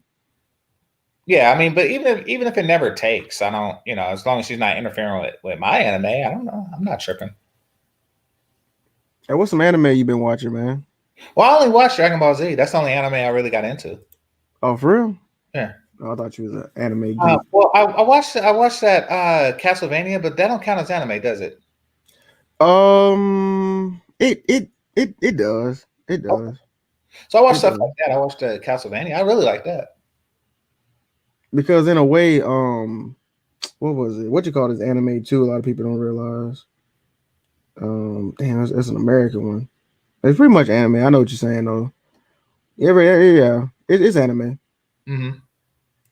But yeah, man, because I know when you go to, man, I was trying to go to that Comic-Con in San Diego, but COVID hit. And man, it'd be some hoes out there, man. Mm-hmm. Like for real. I'm talking about them comic book chicks. They be some nasty freaks. Yeah, that's what I understand. I want one that's dressed like an Orion slave girl from Star Trek. Yeah, bro. They get on that type time, bro. Like for real, bro. Like they got. I think comic book chicks are probably like the kinkiest chicks. But that's why I was telling old dude, man, you ain't gonna see you gonna see very few black women there, and if they do, I promise you, they probably with a white dude. Well, yeah, I mean that's because they, circles. I mean, it's not really Right. many black dudes for them to choose from in those circles, and right, not at all. I'm always like the only black dude there, pretty much. Yeah, and I've learned to embrace that, Mm-hmm. Like it's because I'm not about to. Yeah. Well, the first anime I seen, KD, was Ninja Scroll. I know everybody's seen that. Ninja Scroll. Yeah. That's an OG one, ain't it? Yeah, well, it's the first I've seen, yeah. But yeah, Ninja Scroll is a movie, not a TV series. And yeah, it's interesting. Like I didn't know they made cartoons like that. I was just like shocked, like, oh wow. That's raw. I mean, you gotta watch Kiriko's Basketball. That's like NBA and Dragon Ball Z put together. Okay. Yeah. If anybody want to check, probably somebody in the chat probably seen it. You know how like dramatic Dragon Ball Z was when they were fighting and all that. Mm-hmm. That same thing, but with basketball. It's the exact same. It's pretty tight. Dragon Ball Z was my shit. I remember I used to make sure I got in time because I didn't live at home, but I didn't have cable, and my partners had satellite. So my biggest problem with Dragon Ball Z, I understand they were the OGs and everything, but they did have like a lot of like sins. Like for one, bro, like what was up? Like a lot of those fights were like stretched out. Yeah. Like that. Like a lot of them fights, they was like 30 episodes, but in their time it was like 20 minutes. Yeah. I like that though. You like that? Yeah. I just felt like fight. That was my shit. Yeah, bro, that felt like the longest saga ever. Like I thought they would never, and Trunks killed Frieza. But hey, Goku was a Nagaga. Do we had a discussion? Nah, because Goku is disciplined. No, man, he abandoned Chi-Chi to go fight random Nagaga. No, he think didn't. about it. He raised Goku and Goten. But you got No, to think Goku has discipline. he did not raise Gohan. What do you mean? Piccolo raised Gohan. No, he died. What are you talking about? That's not abandoning. He died. But he could have came back. Remember that one time they wanted to wish him back, and he said no. No, he did what he had to do to protect him. Come on, See, so now you being don't do you enabling Goku. All y'all enable Goku. He is a Nagaga. He is a bad father. No. Listen, the Gagas don't have discipline and they can't fight. But they pretend. So, Listen, like Yajirobe is closer. to a Nagaga. Yeah, Yajirobe is more akin to a Nagaga. But really, what's okay, so what's that shape-shifting thing that followed Yamcha around? So there's that, and then there's the pig. The pig. Yeah, the pig be talking. Yeah. But the Saiyans are really space Nagagas, right? Like, think about it. They go around, fighting random, fighting random dudes. That's some Nagaga stuff. No, they have this. You need discipline and power. They have discipline and power. Listen, Nagagas do have talent, right? Like, a lot, what I'm saying? Like, Nagagas aren't just talentless, Well, I know what you're saying. Yeah, so black people have talent, but Goku really disciplined, or is Goku just extremely blessed and has plot armor? Like he trained. He's like Vegeta trained. Goku really was just eating food and they both trained. So Goku trained to prepare for Vegeta's initial arrival. Right, but Goku always has this like hidden retard strength that comes out of nowhere, and Vegeta never got that type of shine. You know what I'm saying? Good point. Yeah. And it's like Goku, and I'm telling you, man, Goku is a bad dad. He is. He is not a good. He's a Nagaga. He abandoned all. You said he died. How many times he gonna die? Enough to protect his son. Well, that one time he died, it was for nothing when they killed Cell. Remember when Cell blew himself up? That was for no reason. No, but he didn't know that. He thought that he was sacrificing himself to get rid of Cell, who was gonna destroy Goku. I see. The world. Yeah, you're right. I know what you said. He went away for a reason, just like every man has to. Like, if you're a truck driver or if you're in the military and you have some kids, you got to go away for a bit and let the wife take care of them. Now, Chi-Chi is probably not the best choice because she's on some, Yeah, she is on some. She do have an American Negress. Well, she's on some strong woman stuff. Yeah, American Negress mentality. Yeah. Let's see. A Wakandian mindset. Exactly. Her father's the Ox King, and she just Yeah, you can't tell me nothing. Yeah. What's his name? Mr. Satan. Which is Hercule, right? Yeah, Hercule. Yeah. His dog. Yeah, Videl came out nice. Gohan smashed them cheeks. Hey, so did you something? You got to hand it to Krillin. He just got himself a robot and the finest. He won. He won exactly, and he got a baby from it. And she got that pretty girl forehead. You know what I'm talking about? And she don't age. She don't age. Krillin won for real. I saw this DBZ theory that said Krillin is actually the strongest human on planet Earth. It's just the fact that he's with Saiyans. They make him look weak. There was a point where Yamcha could have took him, and I think Tien is human, just with an extra eye. Right, because you're right. But see, Krillin got that Destructo disc. See, nobody else has that. That's like probably the most powerful move in the whole. Remember how it cut Nap? You remember what I'm saying? I remember Nap did the little scanner thing. So Krillin really is dope. He just around Goku all the time. Yeah, no, he's one of my favorites though, because he always hung. Like, he always, he was just always there. He always just kept it going. Right. You know, even though he wasn't the strongest, he always stood his ground with the Saiyans. Yeah, he did. He always put in work. Yeah, exactly. Now it requires discipline to be Krillin and even Yoshi. Master Roshi. Yeah, Master Roshi. Yeah. Oh yeah. You're right. Yeah. You know, they had discipline. But see, Frieza, I think Frieza was like the beginning of them indoctrinating us to like this androgynous society. Oh, Frieza was just something strange. You know, I mean, that's my dude. I like him because he's just callous. Like, I'm gonna do this because I want to do it, like type thing. And yeah, I don't know. It's something about Frieza and that's why they keep bringing him back, and they don't bring back like Cell or anything. Mm-hmm. Yeah, because he is imprinted in the series.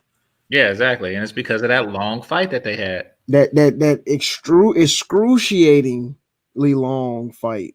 I mean, dude, I think it was like almost a year. It felt like it. I know it was a school year. So like what, 9 months? It felt like. Yeah. Rising of the Shield. He's like, if I'm gonna go down, I'm taking the whole planet with me. And that's such a Nagaga mindset. No, this was a shot to the same thing. You would have if you was losing, you destroy everything around you. Yeah. And you started it. Yeah. And you were the aggressor. Yes. You lost. Yes, I would. Like, if I could breathe in space and he can't, then yeah, I will destroy the planet and I live and you die. Ha ha ha ha ha. Like, yeah, I would. Okay. And it all comes down to one simple principle, and that is I don't want to die. So, yeah, I do a lot of stuff to survive. Yeah, we were having this discussion on another stream, and we were saying that like dynamics were like thinking black men, like all they want to do is be left alone, and then the Nagaga Saiyans just came. The Nagaga Saiyans and they, transsexual leader, Frieza came to just ruin everything. It's kind of crazy how you can like apply real life to this anime stuff. Yeah, it is a trip. I don't like how they dang, what was it? How they try to sell you toys. Like, you could all the transformations and stuff like that, that's just them trying to sell toys. And so like Android, what was it, 15 or something like that, his head popped off, and like, yeah. I remember, those toys, man, and they never look like you could never do what they were doing in the commercial, because they had all these props and stuff like that with them. Mm-hmm. Yeah, that was false advertising. I used to be pissed when I get them toys. I was past the toy when it came out for me. I was past the toy age. My toy age was He-Man and Transformers and G.I. Joe. So I didn't get the Dragon. Yeah, I'm older. Yeah, I'm like 7, so I'm pretty young. Yeah, but yeah, that was Dragon Ball Z just set like a new bar. It makes you want to get on your anime. You gotta get on your anime, man. I really do. Well, I don't watch TV. Like, I have it on. I have it on while I'm doing other stuff. So what winds up happening in the case of foreign stuff is because I don't want to sit. Like, I can never just watch TV and do nothing else. It's very unproductive. So, if there's subtitles, I have to actually sit and look at it. I'm like, that's so that's probably why I haven't really gotten into anime like that.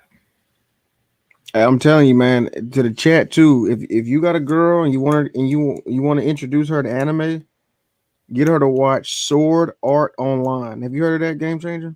Mm-mm. Bro, that is a fire anime. It's about like everybody. So you put this helmet on and you go into a virtual reality world, right? But like the dude who made it, he's like mad evil. So if you take it off, So if you die in the game, you die in real life. And so if you take it off, you die in real life too. So like they're stuck in the game. And the only way they gotta like go through the whole game. It's like crazy. It's like a super dope story. It's like romance and stuff in there. Okay. See, Ray, I think Ray he heard about it. Yeah, it's dope. Yeah, that'd be a good one. Shit, Psychopaths is good. It's a bunch of them, bro. I don't want to overwhelm you. Well, no, I have to get more into anime. I was really into Marvel growing up and Star Wars. Like I read almost all the Star Wars book. Yeah, man. I was Mace Windu for Halloween. You know, I'm bald and stuff. So Oh, damn, you are bald. yeah, I'm bald. You see that? You see that shine? Yeah, see, you calling me old. I got the follicles. Still got the Yeah. follicles. Well, you know, man. I have hair, right? I just started going bald because man, I just got tired of going to the barbershop, man. Just all them ignorant conversations, you know. Oh, It for was real? I did the barbershop conversations. I haven't been since COVID, but I went to the one in Dominican, but you know. no, these were like it was similar to Black YouTube conversations, but you know, it was really far from my crib though too. So I did like them, but I don't know. I had to drive all the way over there and just to get a haircut, and I just started cutting my own hair. And I like being bald. It's cool. Saved me a lot of money, time. Yeah, that is true. You do save money cutting your own hair. I know my partner started doing that. You save money. Yeah, and I think shit. And I got tired of doing all that brushing my hair and trying to get waves and all that. Brushing my hair for 3 hours. Like, man, this is like a girl. Oh no, I used to do that. But yeah, you grow out of that. Like when you start getting bills and stuff like that, you like, man, F all that. You know. Yeah, and I started programming too, man. So you know, I'm starting to stress and stuff. So I'm like, man, you know. Yeah, exactly. Like once and yeah, you have like a difficult major or you have something like that going on, you don't got time to, you know, to do the pretty boy thing. Yeah, no, I ain't got time for that at all. And then Well, the key too, I didn't boy. work with any black people. What'd you say? I said the key word is boy. You grow out of it. Like, you know, anybody in their 30s, 40s still talking about pretty boy or D boy or something with the word boy in it. It's like, grow up, man. Yeah, bro.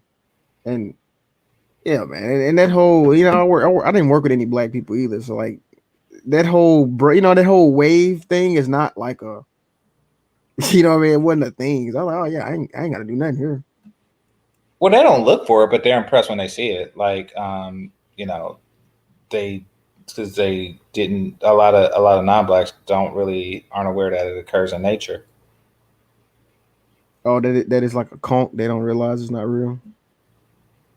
No, they're just surprised that, you know, like this can happen to a human's hair. Oh, I see what you're saying. Like they didn't know that, you know, that this is the way black people's hair grow if you do certain things. Gotcha. You know, Yeah. I mean, they probably weren't under the impression that was a chemical change. No, I know what you're saying. Yeah. I enjoyed the bald look. I think I look older too. People think I'm like 40. Mm. What is Yeah, I'm a shut down though because I meant to make this like a 30-minute video. That's the thing. This YouTube thing takes up some time, but I just want to make this a 30-minute video so I could talk about. Just don't let people try to get you to prove a negative. Yeah, that's true. That's facts. And a lot of people that they get defensive, like, nah, I'm not whatever you were accusing me of. And then they try to prove it, but you'll never actually prove it. And your failure to do so will solidify the opposite. And you don't want that because the opposite is ridiculous if they're using that tactic. So, yeah. Right. Fuck them. Yeah, that's what I'll say. I mean, I'll even say that I just ignore them. Like, you know, because it's either a deliberate manipulation thing or they just don't know what they're doing in that regard, which means it'll be a very difficult time explaining it to them. So I'm just like, okay, I And let then, it go. yeah, and they don't want to understand it either. But shit, all right, man. I know you about to head out, man. All right, man. Y'all take it easy, Yeah, man. all right. So once again, thanks to Cash App and the Super Chat. Thank the managers and moderators. Thank those who are listening in the background and those who participate in the chat. Thank the panelists, and make sure you hit the like button on your way out. This is Game Changer 00100. Game over. Peace.